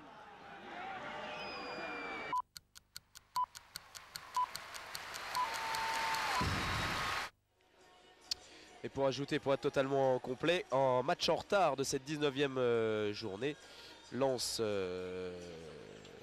s'était joué mardi. Et pour parler d'Alain Caveglia, Alain Caveglia a fait gagner les Nantais à Lens au stade de Bollard avec une passe dite décisive et puis un but dans les arrêts de jeu dans les toutes dernières secondes de cette rencontre, ce qui a permis aux Nantais de souffler un petit peu. Voilà, ça rentre sur la pelouse côté montpelliérain, ça devrait suivre côté monégasque. Tout cela pour vous dire qu'on va bientôt vivre les 45 prochaines minutes de cette rencontre entre Monaco et Montpellier, pour l'instant dominée par les monégasques. Dominique Armand. Oui, en compagnie de Michel Mézy, quel mot vous avez pu trouver pour remonter votre équipe tout simplement? Écoutez, je pense qu'on a fait une première mi-temps très sérieuse. Je crois qu'on a eu 2 occasions de but. Sur un coup de pied arrêté, encore une fois, on prend un but. Mais j'aurais dit que maintenant il fallait oser un peu plus. Et surtout continuer dans l'esprit dans lequel nous avons joué la première mi-temps. De l'agressivité sur le porteur du ballon, essayer de les gêner au maximum. Et je pense qu'en profondeur, il y a des bons coups à jouer. Mais il faut rester concentré dans le football. Une faute, une attention vous coûte un but. Et je crois que c'est ce qui est arrivé. Et je suis malheureux pour eux parce que je pense qu'ils ont fait tous les efforts que je leur avais demandé. Merci. Oui, ça sent qu'il est malheureux pour ces joueurs, Michel Mézy. C'est pas terminé, Fabrice. Non, non, c'est pas terminé, mais ça paraît quand même compliqué. Très compliqué. Bon, apparemment, le schéma de Michel Mézy va être le même. Et on va essayer de jouer sûrement encore plus direct devant pour Maoulida. Maoulida qui se bat hein, depuis le début de la rencontre, qui a eu une occasion très nette, mais qui doit fournir énormément d'efforts parce qu'il est le seul à essayer de contrer les relances monégasques, et il doit faire beaucoup de travail. Et c'est vrai, quand il y a une occasion de but, il a peut-être plus la lucidité nécessaire pour aller au bout. Du côté de Monaco, je pense que Claude Puel a surtout demandé lui aussi beaucoup de rigueur, beaucoup de concentration, parce qu'il sait que le match n'est pas encore gagné, et il a sûrement demandé à ses joueurs de continuer à faire le forcing. Allez, c'est parti sous le coup de sifflet de Monsieur Layek. C'est parti pour cette deuxième période. Coup d'envoi donné par les Monégasques. Et ballon là-bas vers Contreras. Ouais, Michel Mézy, il a choisi de repartir avec les mêmes, mais assez vite. Hein. Il pourrait y avoir des changements côté montpelliérain, avec l'entrée de Barbosa à la place d'Olivier Sorlin dans un premier temps.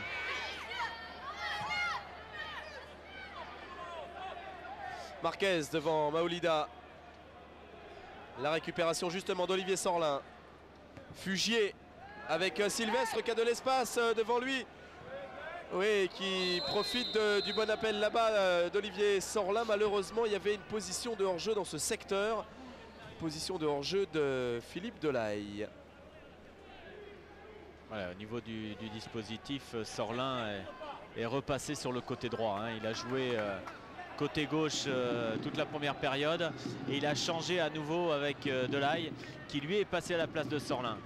Donc on a changé un petit peu les joueurs excentrés, parce que Delahaye avait beaucoup de mal avec Contreras, et on va voir si Sorlin s'en sort beaucoup mieux. En tout cas, il n'est pas parvenu à aller chercher ce ballon, Olivier Sorlin. Ballon qui lui a échappé, qui est sorti hors des limites du terrain. C'est une touche en faveur des Monégasques à jouer.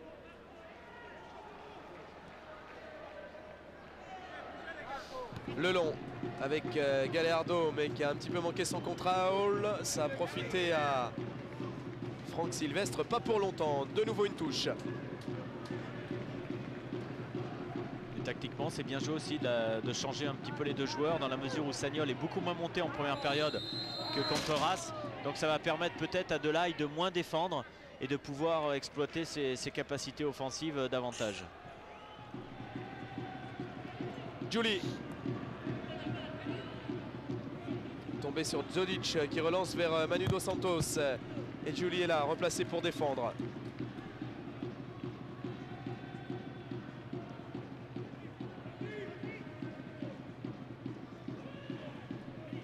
Dos Santos qui attend une solution. On a trouvé une avec Delahaye, et Dos Santos d'envoyer un long ballon vers Touafilou Maoulida. Sans problème à négocier par Silva qui relance très vite devant lui vers Martin Djetou. Sagnol. Giuli. Oh, c'est compliqué, c'est compliqué. Il obtient quand même un coup franc, Ludovic Giuli.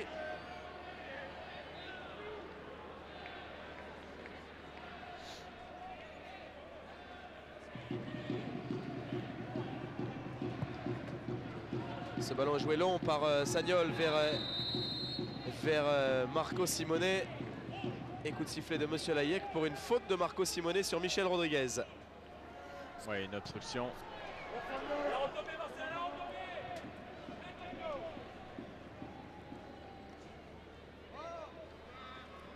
Ouais, c'est bien fait de la part de Contreras. Là, il est hors jeu là-bas, Simone.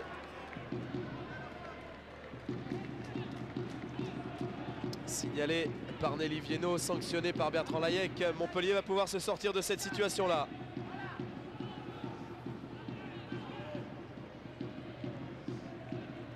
De Croix qui joue long.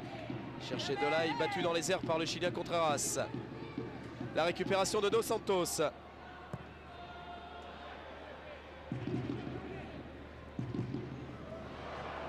Et Djetou en mettant ce ballon à terre qui tombe sur Maoulida. Il se rattrape derrière Martin Djetou, l'international français. Et il obtient même une touche. Et on est avec Bruno Irles sur la touche. Bruno, Monaco est en position de force et mène au score. Comment vous allez gérer cette deuxième période? Oui, on est en position de force parce qu'on a marqué, ça a fait du bien.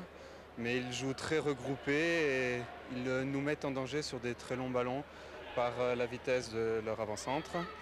C'est pour ça qu'ils ont essayé de s'appliquer sur la couverture mutuelle, surtout dans l'axe, pour prendre moins de risques et toujours être présent dans les duels, car c'est à force d'essayer qu'on va arriver à en mettre un deuxième qui va nous mettre un peu à l'abri.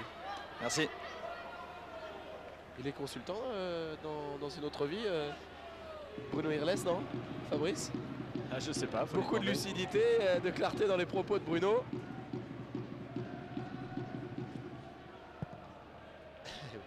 Explication, schéma tactique à la clé avec Irles, il y avait tout. Hein.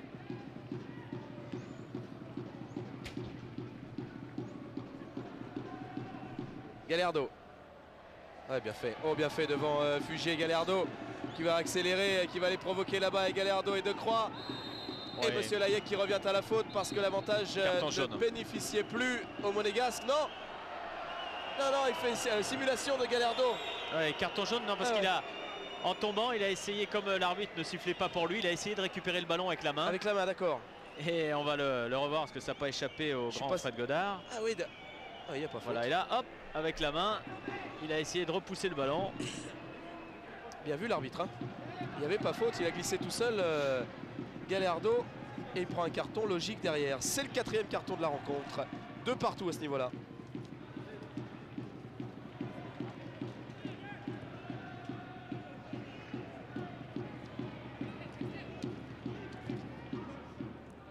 Sagnol avec Giuli qui a voulu laisser filer pour Dacosta. C'est Sylvestre qui est venu se mettre en opposition. Maouvé maintenant. Et puis Dos Santos pour relancer proprement ce ballon vers Sorlin, battu dans son duel par Martin Djetou, et Lamouchi qui lève la tête pour voir le démarrage de Marco Simone. Et toujours ce placement impeccable de Rudy Rioux. Et comme prévu, hein, Olivier Sorlin va laisser sa place à Cédric Barbosa qui va essayer d'amener un petit peu de fraîcheur et de vitesse à cette équipe de Montpellier. Oui, beaucoup de vivacité. Et il serait sûrement que dans la seconde période, si le score reste toujours dans l'état, Didier Timothée aussi pourrait faire son entrée. Ouais, il est content comme tout, Didier Timothée, de retrouver les pelouses parce que ça faisait 4 mois qu'il était inactif. Didier Timothée, pas retenu dans le groupe montpelliérain. Lui qui, l'année dernière, proportionnellement au nombre de matchs joués, était le meilleur buteur montpelliérain. Didier Timothée. Bien, de se retrouver déjà ce soir sur le banc des remplaçants et de se mettre dans la tête l'idée qu'il puisse rentrer dans ce match, entrer en jeu, faire son apparition, le réjouissait. Le voilà, le changement annoncé par Dominique Armand. Cédric Barbosa à la place d'Olivier Sorlin.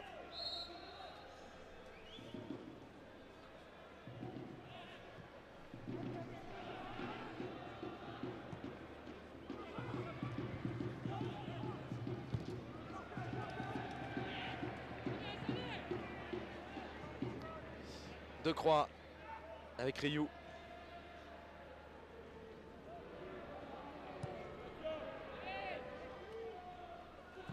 Rodriguez. Et à la tombée, Raphaël Marquez qui a été un petit peu gourmand. Dacosta. Et pas de faute à juger, monsieur Layek, alors que le banc monégasque réclamait une faute de Rodriguez sur Marco Simone. Mais les Montpelliérains n'en ont cure et continuent d'accélérer, pas pour longtemps. Gallardo. Lamouchi avec Marco Simone. Toujours serré de près par Rodriguez. Et l'expérience de Marco Simone qui attend encore le retour de Rodriguez pour pousser ce jeune joueur encore un peu plus à la faute. Pour le pousser à bout, pourquoi pas. Hein, j'ai l'impression qu'il y a de ça, non Fabrice? C'est un duel extrêmement intéressant entre l'expérience de Marco Simone et la jeunesse un peu de Rodriguez.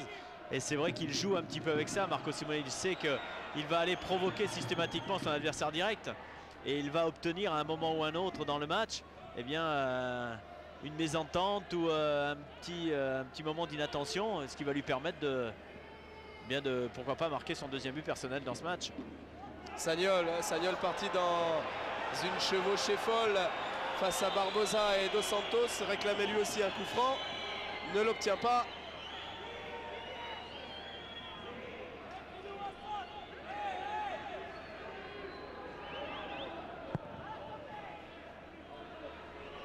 Barbosa, son premier ballon. Sagnol. Vers Ludovic Giuli. Oh, quel ballon, quel bon ballon de Willy Sagnol. Parfaitement dosé, parfaitement mis là où il fallait le mettre.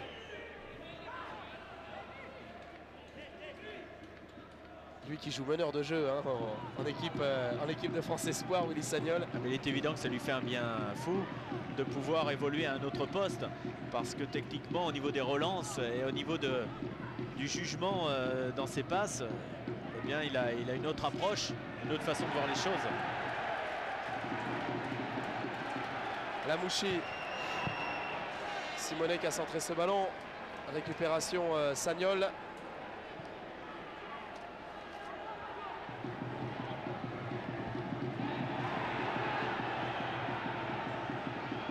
Decroix. Ah, qui a écarté, qui cherchait là-bas Dos Santos. Ouais, ce ballon n'est pas sorti. Oh, je suis pas sûr. Je suis pas sûr qu'il soit sorti ce ballon. Je suis pas certain que Nelly Viennot ait pas pris une décision un petit peu prématurée, un petit peu hâtive. Était pas sorti. Non, non, pas complètement. Giuli, et ça peut être lourd de conséquences derrière. Ça peut être lourd de conséquences pour les Montpelliérains. Avec cette accélération de Giuli stoppée par Franck Sylvestre. La remontée de Decroix. Et qui obtient un coup franc, Eric Decroix.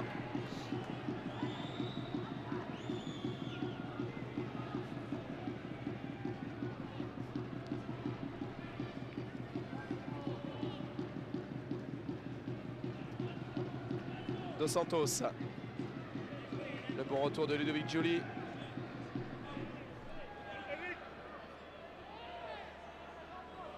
Barbosa. Qui lui aussi obtient une touche, grappille 2-3 mètres. Nouvelle touche à jouer pour Manu Dos Santos.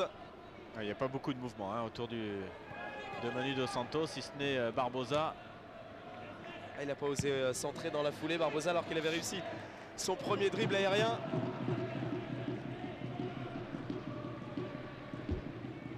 Vous vous souvenez certainement du but superbe de ce garçon à Lyon qui avait permis à Montpellier d'aller s'imposer lors de la première journée du championnat à Gerland. C'est lui qui a marqué le deuxième but montpelliérain en allant tacler là-bas sur sa ligne de but défensive et en contre-attaquant et grâce à un relais. Et bien s'était retrouvé dans la surface face à Grégory Coupet, avait trompé Grégory Coupet. Un but assez merveilleux pour ce jeune joueur très doué. Djetou, Dacosta. Eric Decroix. Et bien ça sent les vacances quand même, hein, Fabrice. Hein. Oui, du côté de Monaco, on gère complètement la partie, comme ils le font de toute façon assez régulièrement, dans la mesure où dès qu'ils ont pris l'avantage, de par leur bloc et de par leur option tactique, ils ont l'habitude de gérer les secondes mi-temps et de voir venir parce qu'ils se sentent forts, parce que collectivement ils sont forts, ils ont une grande confiance en eux et les joueurs monégasques peuvent gérer un petit peu ces rencontres. Bon là c'est vrai que le score est quand même relativement mince, 1-0, c'est pas suffisant.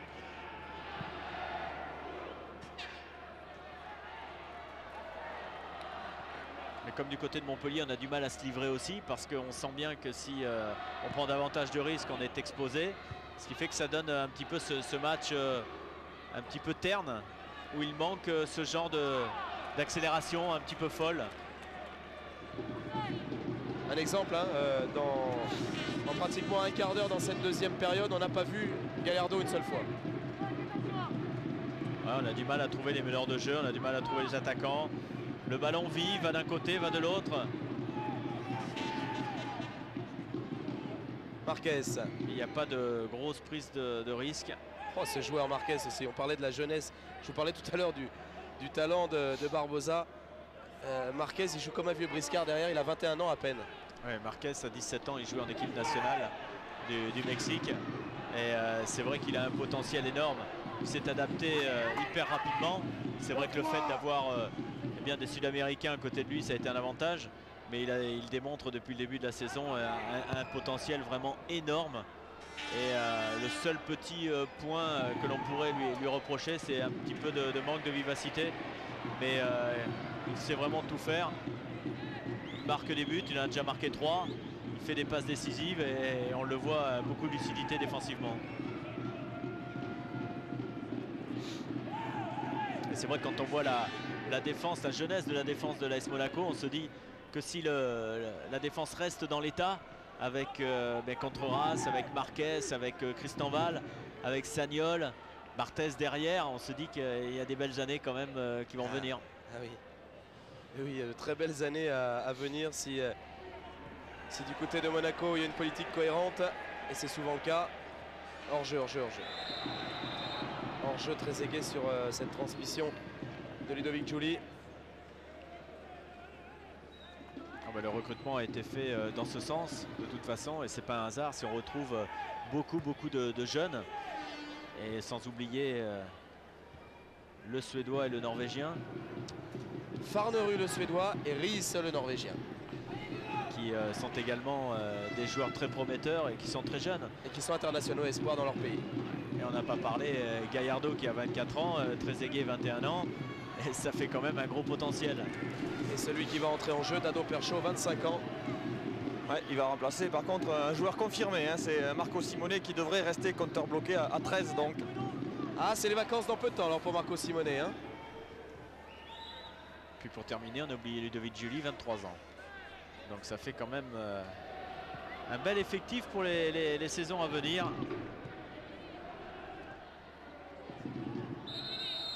Barbosa qui obtient un coup franc. Il faut jouer ce ballon. Il faut jouer ce coup franc. Ballon arrêté.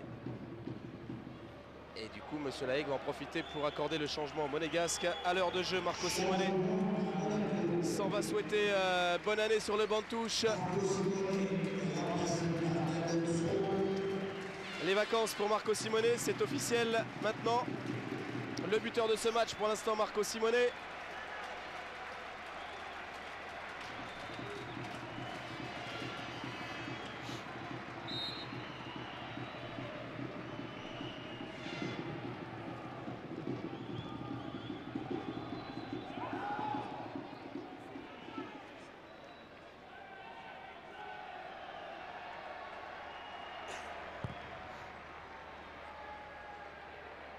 Trezeguet monté un petit peu tôt. Et au moment où le ballon arrivait, est en train de redescendre. David Trezeguet. Giuli qui manque son contrôle. Ça profite à Dos Santos. Oh, il est seul. Il est trop seul, Dos Santos. Voilà, du soutien avec Zodic. Mais pas beaucoup de solutions. Donc un long ballon aux avant-postes. Trop difficile à négocier pour les attaquants. Perso, son premier ballon touché de la main. Monsieur Layek laisse l'avantage. Fugier vers Franck Sylvestre qui a pris ce ballon de la tête à Djetou. Et la tentative de reprise de Barbosa. Ce match n'est pas terminé, loin de là. Ouais, Monaco s'est redouffé en difficulté là. Et Marco Simone n'était pas si content que ça d'être en vacances avant tout le monde. Hein. Il a eu quelques mots pour Claude Puel. Il est parti directement au vestiaire. Il faisait la tête un petit peu. Oui, parce que c'est un champion, parce qu'il a envie de jouer et parce qu'il n'est jamais content de sortir comme ça. Oui, parce que c'est un joueur qui a énormément de caractère, mais Claude disait il vaut mieux avoir des joueurs, alors que Michel Mézy n'est pas tout à fait d'accord avec le hors-jeu. Il vaut mieux avoir des joueurs qui ont du caractère, parce qu'obligatoirement sur le terrain, eh bien ça s'en ressent. Et il vaut mieux gérer des joueurs qui ont du caractère que des joueurs qui disent oui toujours et amen et qui n'avancent pas. C'est vrai que parfois c'est un petit peu difficile, mais bon.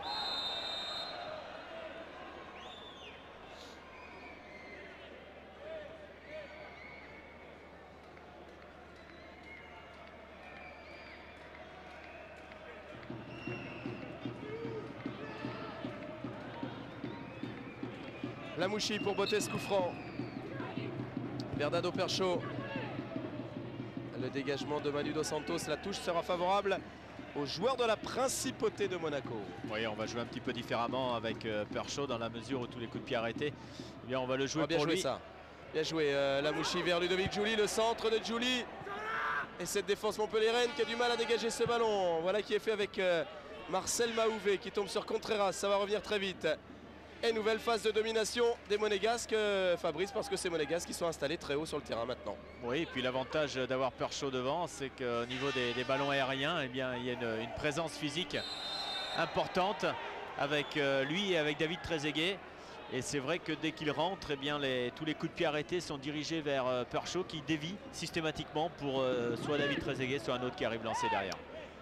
Et en voilà un intéressant. de pied arrêté que s'apprête à frapper Marcello Gallardo. Beaucoup de monde, beaucoup de mouvement dans la surface devant les buts de Rudy Rioux. Et la tête de Dado Perchaud qui n'a pas pu vraiment ajuster son coup de tête. Sans conséquences graves donc pour les Montpelliérains.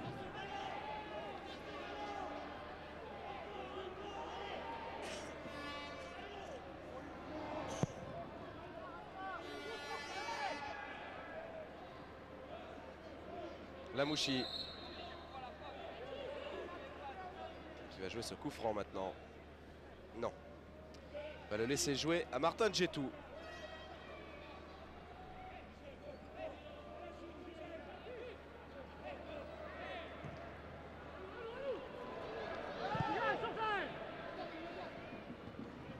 Giuli à la lutte avec Dos Santos. Récupération Sagnol qui joue de nouveau avec Ludovic Giuli.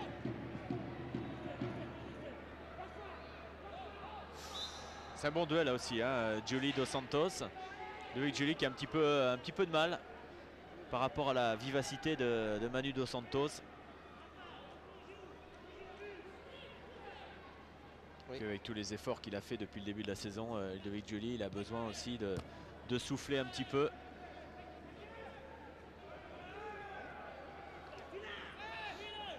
Dos Santos.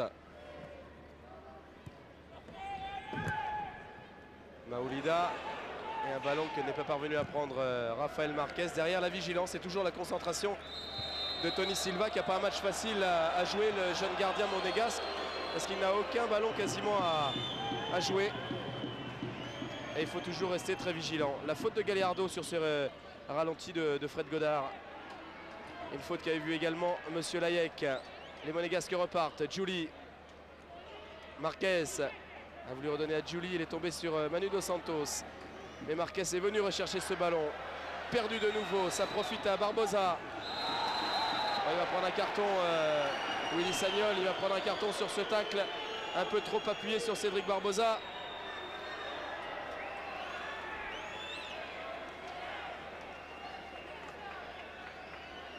Et côté montpelliérain, sur la touche comme sur le terrain, on veut y croire. On s'encourage beaucoup. Là. Il y a beaucoup plus de bruit, je vais dire, entre joueurs, entre le banc et le terrain. Et Philippe Delahaye, depuis quelques minutes, se tient beaucoup plus haut aux côtés de Touafilou Maoulida.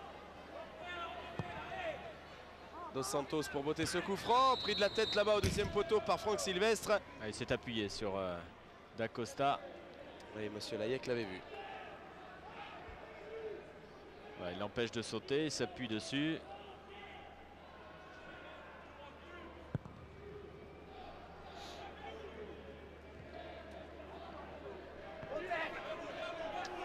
Perchaud derrière avec Contreras. Marquez.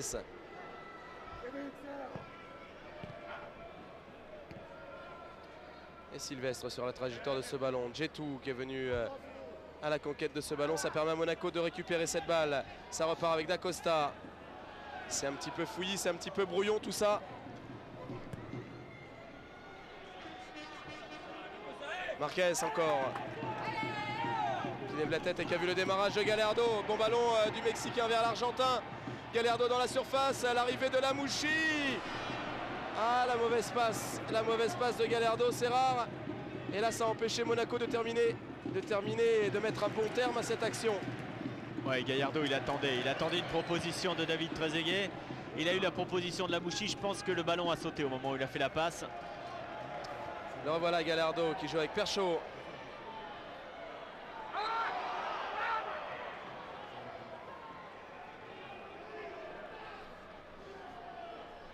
Avec une faute sifflée et l'opportunité encore sur ce coup franc.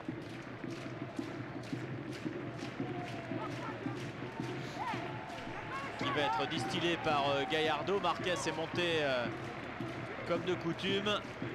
Et Djetou aussi qui va aller prendre place dans la surface de réparation devant les buts de Rudy Rioux. En danger encore sur ce coup de pied arrêté. Ça peut arriver très fort devant ses buts. Pourquoi pas directement? Et bien regardez, c'était au premier poteau. Et il est bien resté en place, Rudy Rioux, sur ce coup de patte de Gallardo.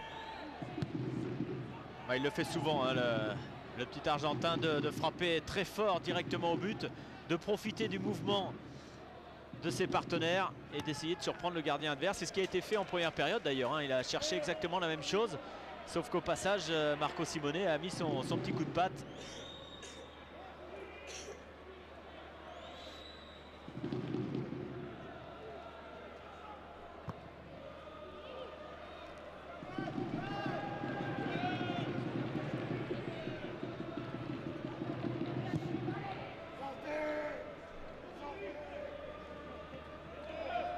Sagnol.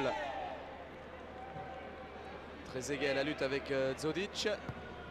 Et le renvoi de Dos Santos directement dans les pieds de Sagnol. La récupération de Marcel Maouvé qui a voulu jouer avec Barbosa. Et c'est le capitaine monégasque de ce soir, Sabri Lamouchi, qui récupère, qui met de l'ordre dans la maison et qui repasse par Tony Silva. Et ça va repartir avec Djetou. Sagnol. Alors, on essaie de faire courir le ballon, on essaie de construire. Gallardo, retenu par Zodic. Monsieur Léalec est à 3 mètres de l'action. Coup de sifflet de l'arbitre breton.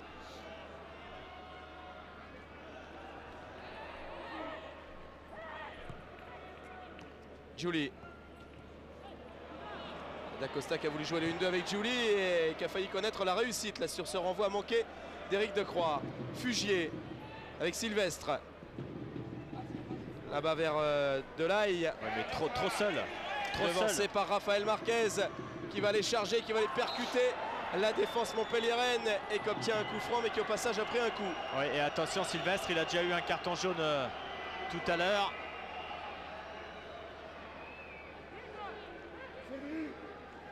Le gros problème pour Montpellier dès ces longs ballons, la défense ne monte pas assez rapidement pour apporter le soutien au porteur du ballon, ce qui fait qu'on a vu Delaye essayer de le conserver, mais aussitôt avoir 1 ou 2 joueurs monégasques sur le dos et pas pouvoir continuer l'action.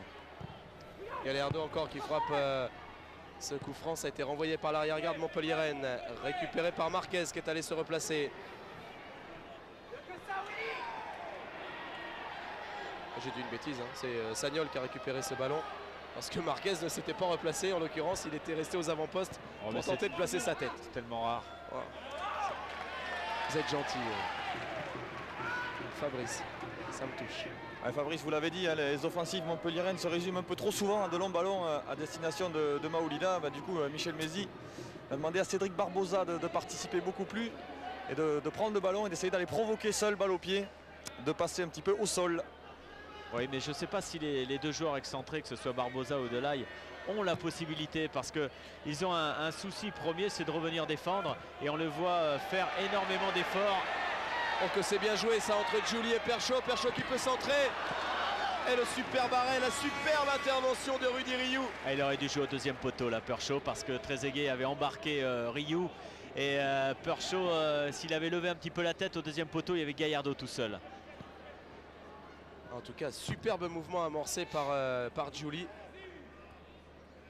Le 1-2 avec Perchaud, c'était superbe. Et Barbosa justement qui est allé provoquer Sagnol, qui a centré une première fois, une deuxième fois, mais ce centre-là est manqué et ne pose pas problème à Tony Silva.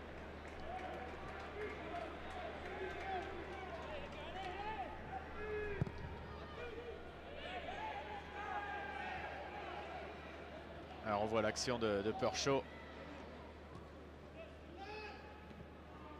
Barbosa.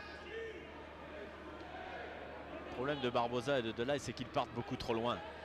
Et donc il y a beaucoup d'efforts à faire. Il faudrait qu'il puisse avoir le ballon dans de meilleures dispositions et beaucoup plus haut sur le terrain. Malheureusement, c'est pas souvent le cas. Marquez avec Giuli, avec Gallardo, pardon.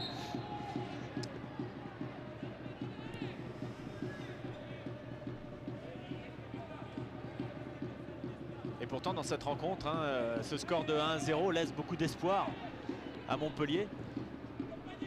Et oui, il reste encore un gros quart d'heure, un très gros quart d'heure même à jouer pour les Montpelliérains. C'est tellement fragile cette avance d'un but. Mais cette avance-là, elle existe. Perchaud, stoppé à la régulière par Decroix qui relance Rodriguez, Fugier. Et un quart d'heure que Pontus Farnerud va passer sur la pelouse à la place de Ludovic Giuli au milieu du terrain. Ce sera du poste pour poste. Barbosa vers Maouvé, Dos Santos. Et à venir un corner en faveur des Montpelliérains sur cette intervention de la tête de Martin Djetou.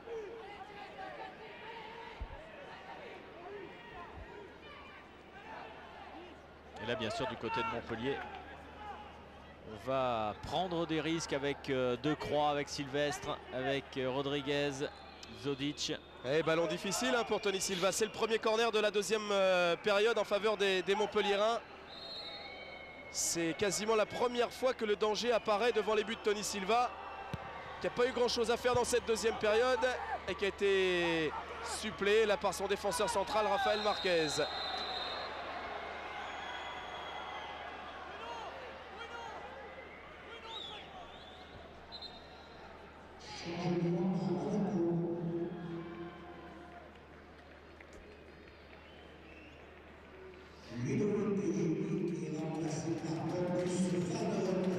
Un international espoir suédois, Pontus Farnerud, à la place de Ludovic Giuli.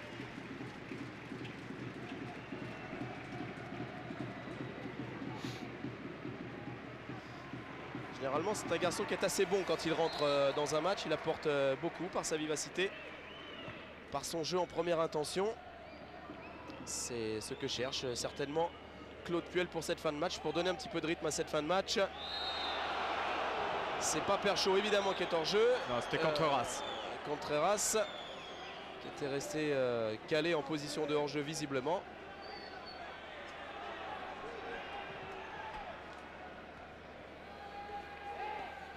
Et on est sur le banc monégasque avec Ludovic Giuli. Ludovic, un quart d'heure à jouer encore. À quoi faut-il prendre garde avant tout? Je pense qu'il ne faut pas s'enflammer, il faut rester derrière, être très, très vigilant. C'est une équipe qui veut prendre des points à l'extérieur et on a fait la différence en première mi-temps et il faut essayer de rester sur nos gardes. Malgré tout, on sent une équipe de Monaco solide et assez sereine quand même. Ouais, mais bon, le football ça va tellement vite, il reste un quart d'heure, il faut rester concentré pour passer un bon Noël et de bonnes fêtes, finir en beauté. Donc il nous reste un quart d'heure pour savourer tout ça. Merci. Djetou.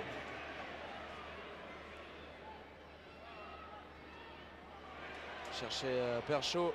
Et Decroix a bien senti ce coup-là qui est intervenu. Ça a permis à Rudy Rioux de dégager ce ballon. Récupéré par Willy Sagnol.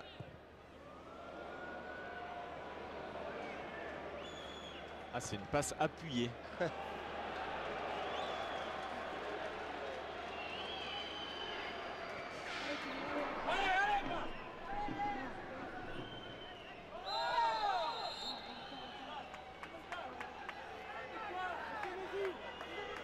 On voit Michel Mézy demander à ses joueurs d'entreprendre, d'oser davantage.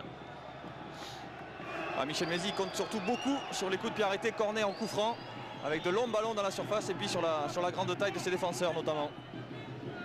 Et de Zodic en l'occurrence, qui est allé se placer au deuxième poteau. Peut-être pour mieux couper la trajectoire de ce ballon qui va arriver maintenant. Ballon frappé par Pascal Fugier. Et Zodic a été battu dans les airs. Farnerud. Sans risque avec son gardien, Tony Silva.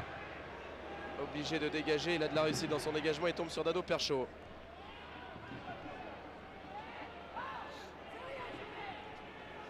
Ouais, l'équipe de Monaco qui est beaucoup moins en place dans cette fin de match et qui se met un petit peu la pression, je dirais, seul, dans la mesure où maintenant il y a beaucoup de maladresse. Et de ne pas avoir fait la différence avant.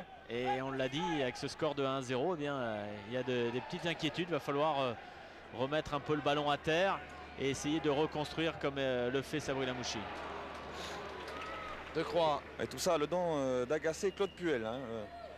Puis vous l'avez dit, on a vu beaucoup moins Gallardo dans cette deuxième mi-temps. Il se tient beaucoup plus haut en pointe et dans l'axe. Il est beaucoup moins disponible pour ses partenaires. Ouais, comme c'est souvent le cas, il reste devant avec Trezeguet et c'est Perchaud qui prend sa place sur le côté gauche et qui travaille énormément dans le replacement. Parce que Gallardo, eh bien, il a un physique qui peut tenir 70-75 minutes, mais il a souvent un petit peu de mal à terminer les rencontres. Et donc de par la position de Perchaud. Et voilà pourquoi Monaco est en danger, parce que Barbosa, je vous l'ai dit, a du talent. C'est lui qui s'est débarrassé de Monégasque et qui a centré pour Delaye au premier poteau. Ah, il a tenté un geste technique difficile à réaliser.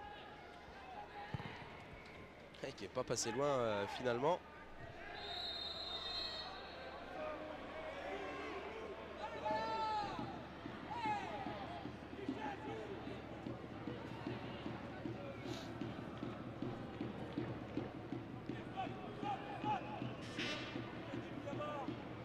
D'Acosta. Il y a une grosse pression maintenant du côté de Montpellier. De par ses longs ballons, on met systématiquement la balle en l'air devant la défense monégasque. Et on essaie d'être beaucoup plus près à la récupération du ballon. C'est ce que demandait Michel Mézy tout à l'heure. C'est ce qu'ils font, ces joueurs montpelliérains, dans cette seconde période. Barbosa encore, qui anime en ce moment le jeu montpelliérain. Et qui a pu frapper Cédric Barbosa. Il est en train de mettre en difficulté Barbosa par ses dribbles, par ses courses. La défense monégasque qui a du mal à terminer ce match.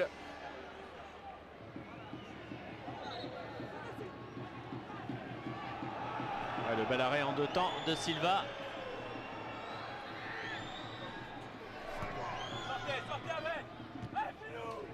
Djetou sur Trezeguet. Zodic. Contreras qui dégage autour des Montpelliérains, de faire douter, de presser et de faire renvoyer seulement cette défense monégasque. Ouais, maintenant c'est le combat. Il est évident que Monaco n'est plus en place, en tout cas plus pour la conservation du ballon. Gallardo est fatigué, on perd très vite le ballon, ce qui fait que maintenant, eh bien, on le sait, il faut que ça soit un combat. Ouais, faute, obstruction de Trezeguet. Et comme c'est pas la première, eh bien l'arbitre a décidé de lui mettre un carton jaune.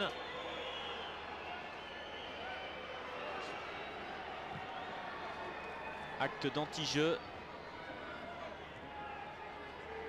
Maoulida vers Delaye qui parvient à centrer. Cette fois Maoulida, faute. Devant les buts, Tony Silva a été battu dans le jeu aérien par D'Acosta. En plus il a commis une faute. Ça va permettre aux défenseurs monégasques de respirer un petit peu, mais ils sont en train de souffrir, ces défenseurs monégasques.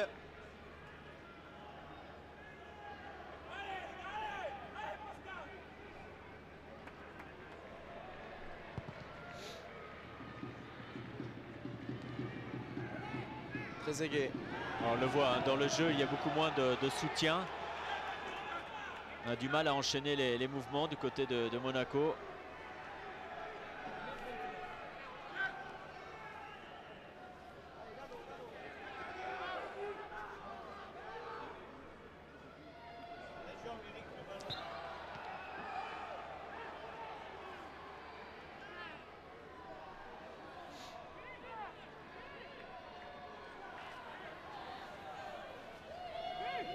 Et l'option de jeu pour ces dernières minutes, elle est claire. Côté monégasque, ce sera conserver ce résultat puisque Trezeguet va laisser sa place à Di Tommaso en défenseur.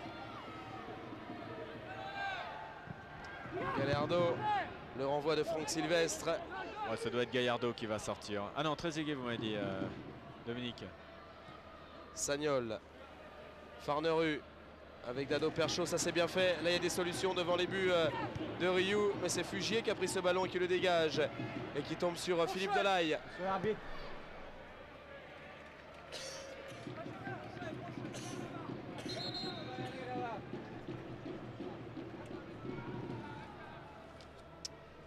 bien il aura fait sortir ses 2 buteurs avant le terme de cette rencontre, Claude Puel.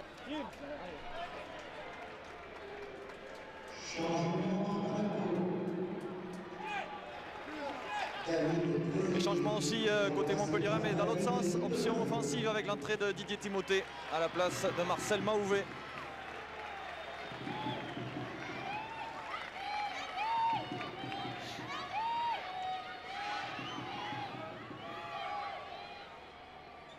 Et donc tactiquement c'est clair, un Perchaud seul devant, Gallardo qui va tourner autour. Et puis Di Tommaso qui prend une place au niveau du milieu de terrain. Didier Timothée qui doit être hyper content de rentrer pour ces 6-7 dernières minutes.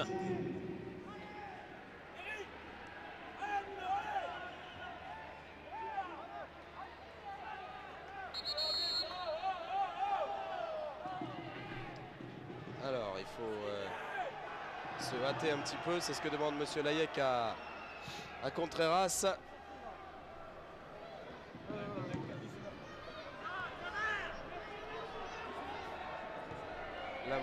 D'Acosta vers Gallardo. Oui, pourquoi avoir choisi de garder Gallardo? Tout simplement parce que Gallardo peut garder le ballon dans les pieds, provoquer des fautes. Et c'est vrai que sur maintenant les longs dégagements de la défense monégasque, eh bien, si le ballon tombe dans les pieds de Gallardo, il va le garder au minimum 15 à 20 secondes. Et quelque part, dans la mesure où on veut gagner du temps, c'est un élément important.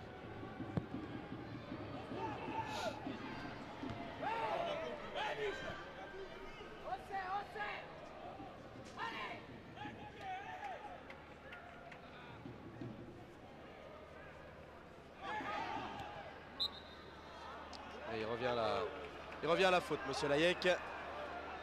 Voilà, et là le ballon va aller dans la surface de réparation monégasque.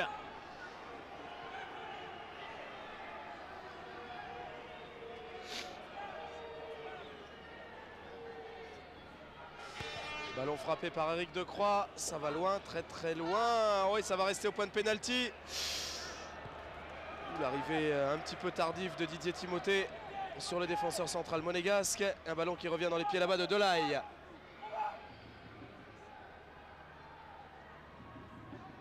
Et qui est parvenu à centrer Delaye, mais qui a été contré. Di Tommaso. Gallardo qui joue en première attention. Ouais, la faute sur Gallardo. Et carton. Carton pour Pascal Fugier. C'est pour Decroix. Pour Decroix, oui. Tacle à retardement.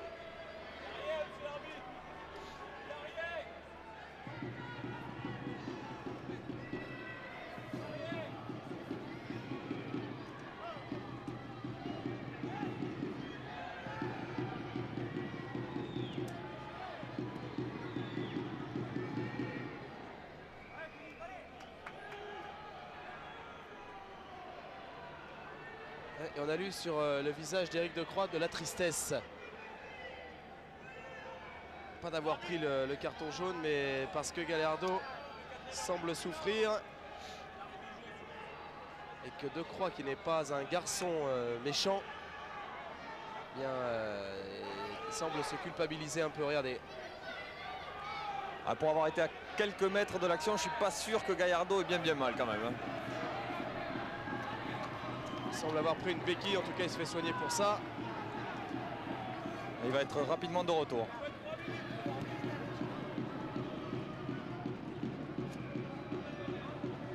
Alors il n'y a pas de quoi être triste, puisque ça semble aller.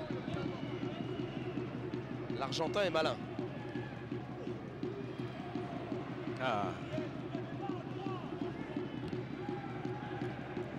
Fabien est de retour.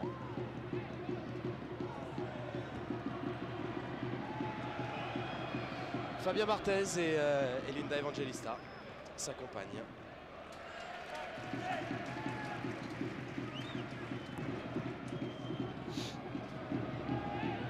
Decroix, pressé par Dado Percho qui a récupéré ce ballon. Mais en couverture restait encore Michel Rodriguez.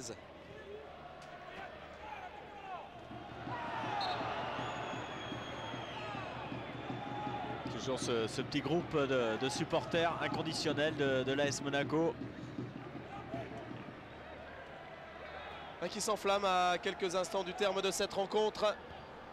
Parce que Monaco va basculer en tête à la trêve, en tête du championnat. Avec une avance confortable s'il y a ce succès. Dos Santos. Marquez qui dégage. Michel Rodriguez à la tombée. Ouais, position de hors-jeu de Delaye.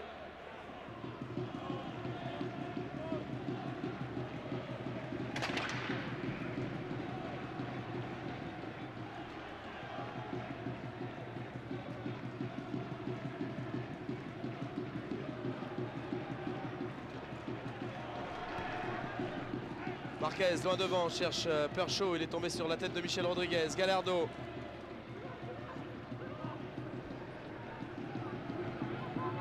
Perchaud encore.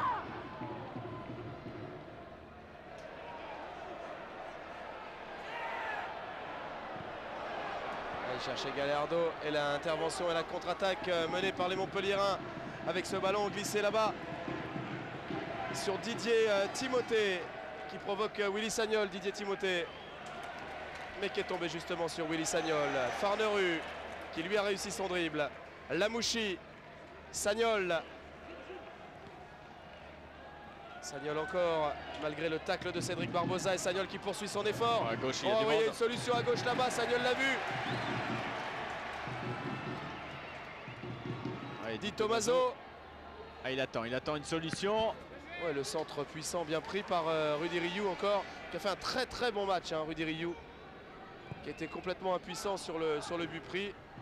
Il pouvait absolument rien faire. Pour le reste, il a commis un sans faute. Il a réalisé un sans faute, Rudy Rioux. Gallardo. Stoppé encore par Éric Decroix. Et cette fois la régulière. En tout cas, c'est ce qu'a jugé Monsieur Layek. Il y aura 5 minutes d'arrêt de jeu. C'est long, 5 minutes. C'est très très long. Zonic. Et ça permet largement à Montpellier de combler son handicap dans ce match. Delaye.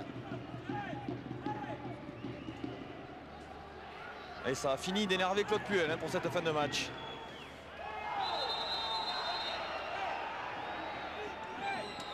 Les 5 dernières minutes vont être très tendues.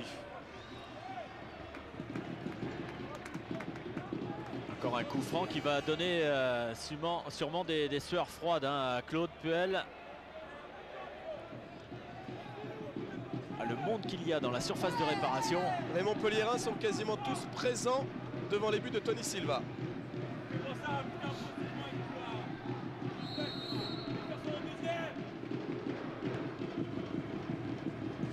Bon, Silva qui est sorti un peu à l'aventure. Decroix et finalement le dégagement d'Ado Perchaud. Ballon que va aller chercher Manu Dos Santos. Ballon pressé par Gallardo. Mais joué entre Dos Santos et Rudy Rioux. Fugier.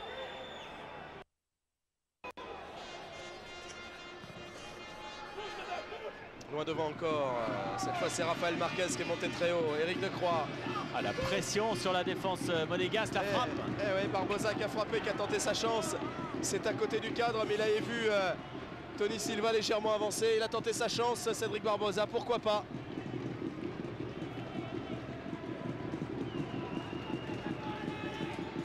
Pas facile à réaliser, relativement éloigné. Encore 3 minutes d'arrêt de jeu.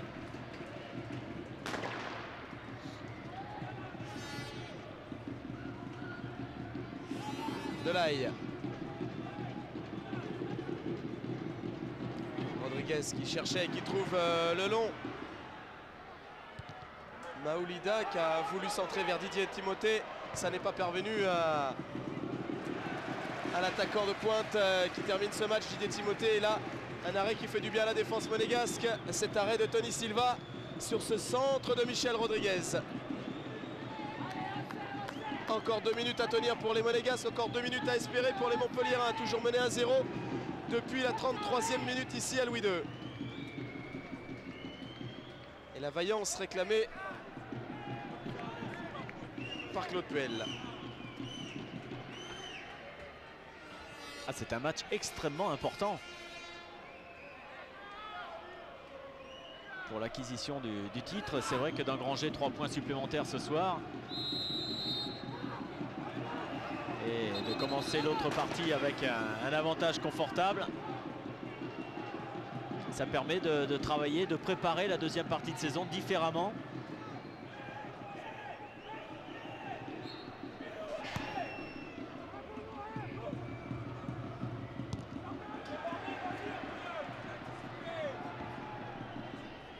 Lamouchi. Position de hors-jeu, mais on laisse l'avantage. L'avantage parce que les Montpelliérains ont ce ballon dans les pieds. Pas pour longtemps. Farneru. avec Perchaud hors jeu. Hors jeu et Nelly Vieno était parfaitement placée. Elle a vu la position de hors jeu de l'attaquant monégasque.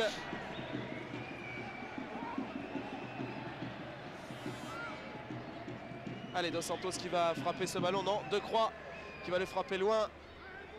Devant la surface de réparation de Tony Silva, c'est Djetou qui est monté très haut.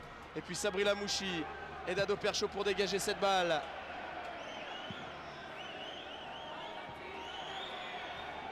De Croix avec Rudy Rioux. Allez, 15 secondes encore d'espoir pour les Montpelliérains sur ce long dégagement de Rudy Rioux. Il faut aller très vite maintenant. Ça tient quasiment du miracle. C'est terminé.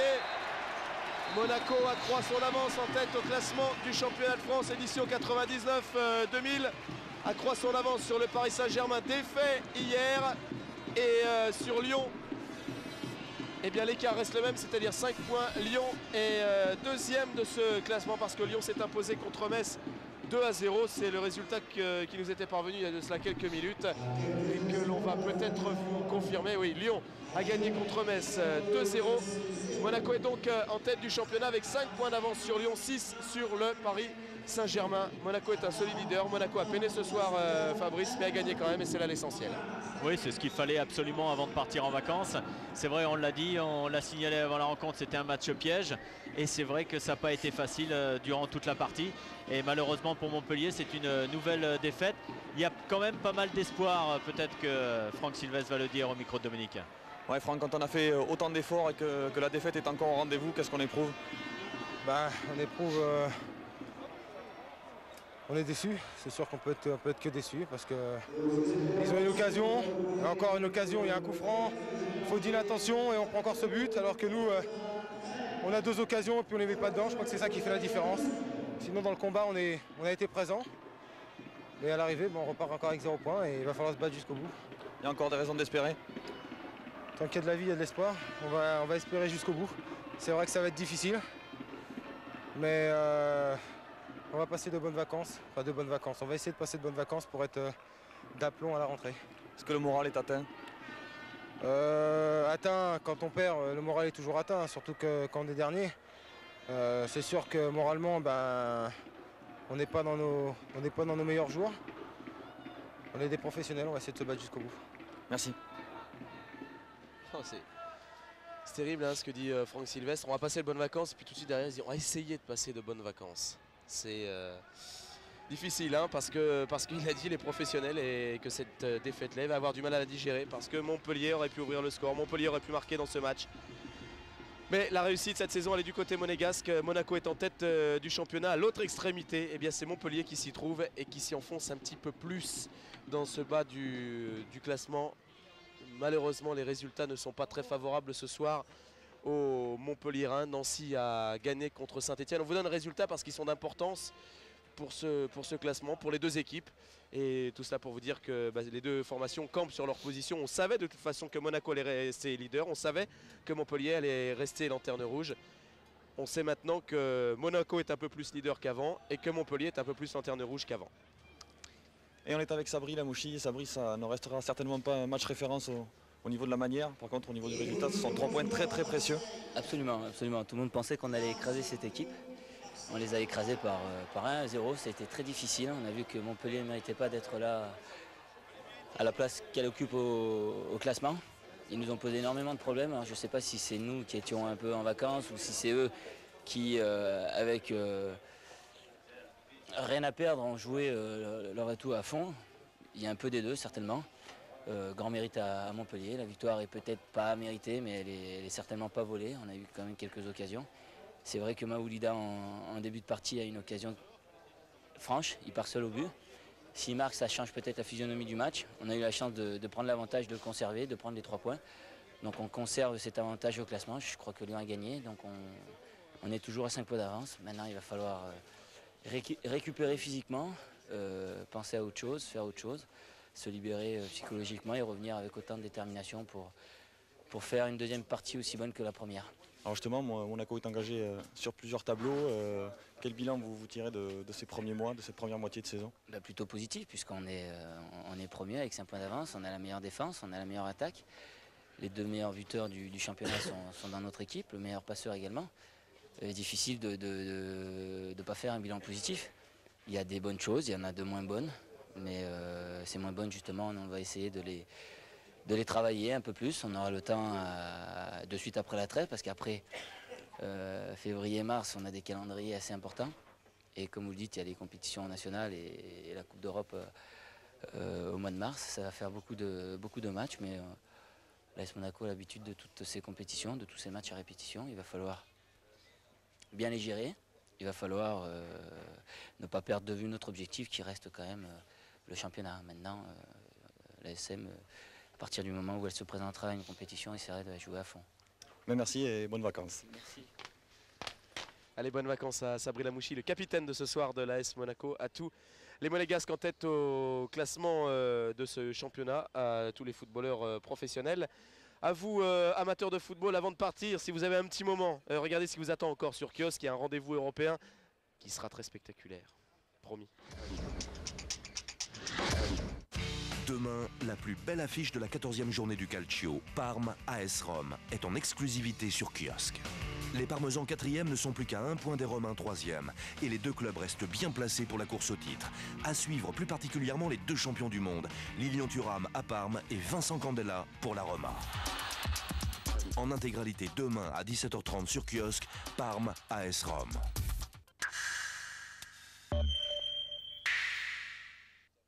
Et après, et seulement après, vous pourrez partir en vacances si vous êtes sages. Allez, bonne fête de fin d'année à toutes et à tous. Vous avez pu suivre ce match grâce à la réalisation de Frédéric Godard et des moyens techniques de Nice Télévision. Les présences de Dominique Armand sur le terrain, de Fabrice Poulain à mes côtés. Merci à Marco Susini pour son aide très précieuse. Merci à vous de nous suivre et de rester très fidèles à l'antenne de Kiosque.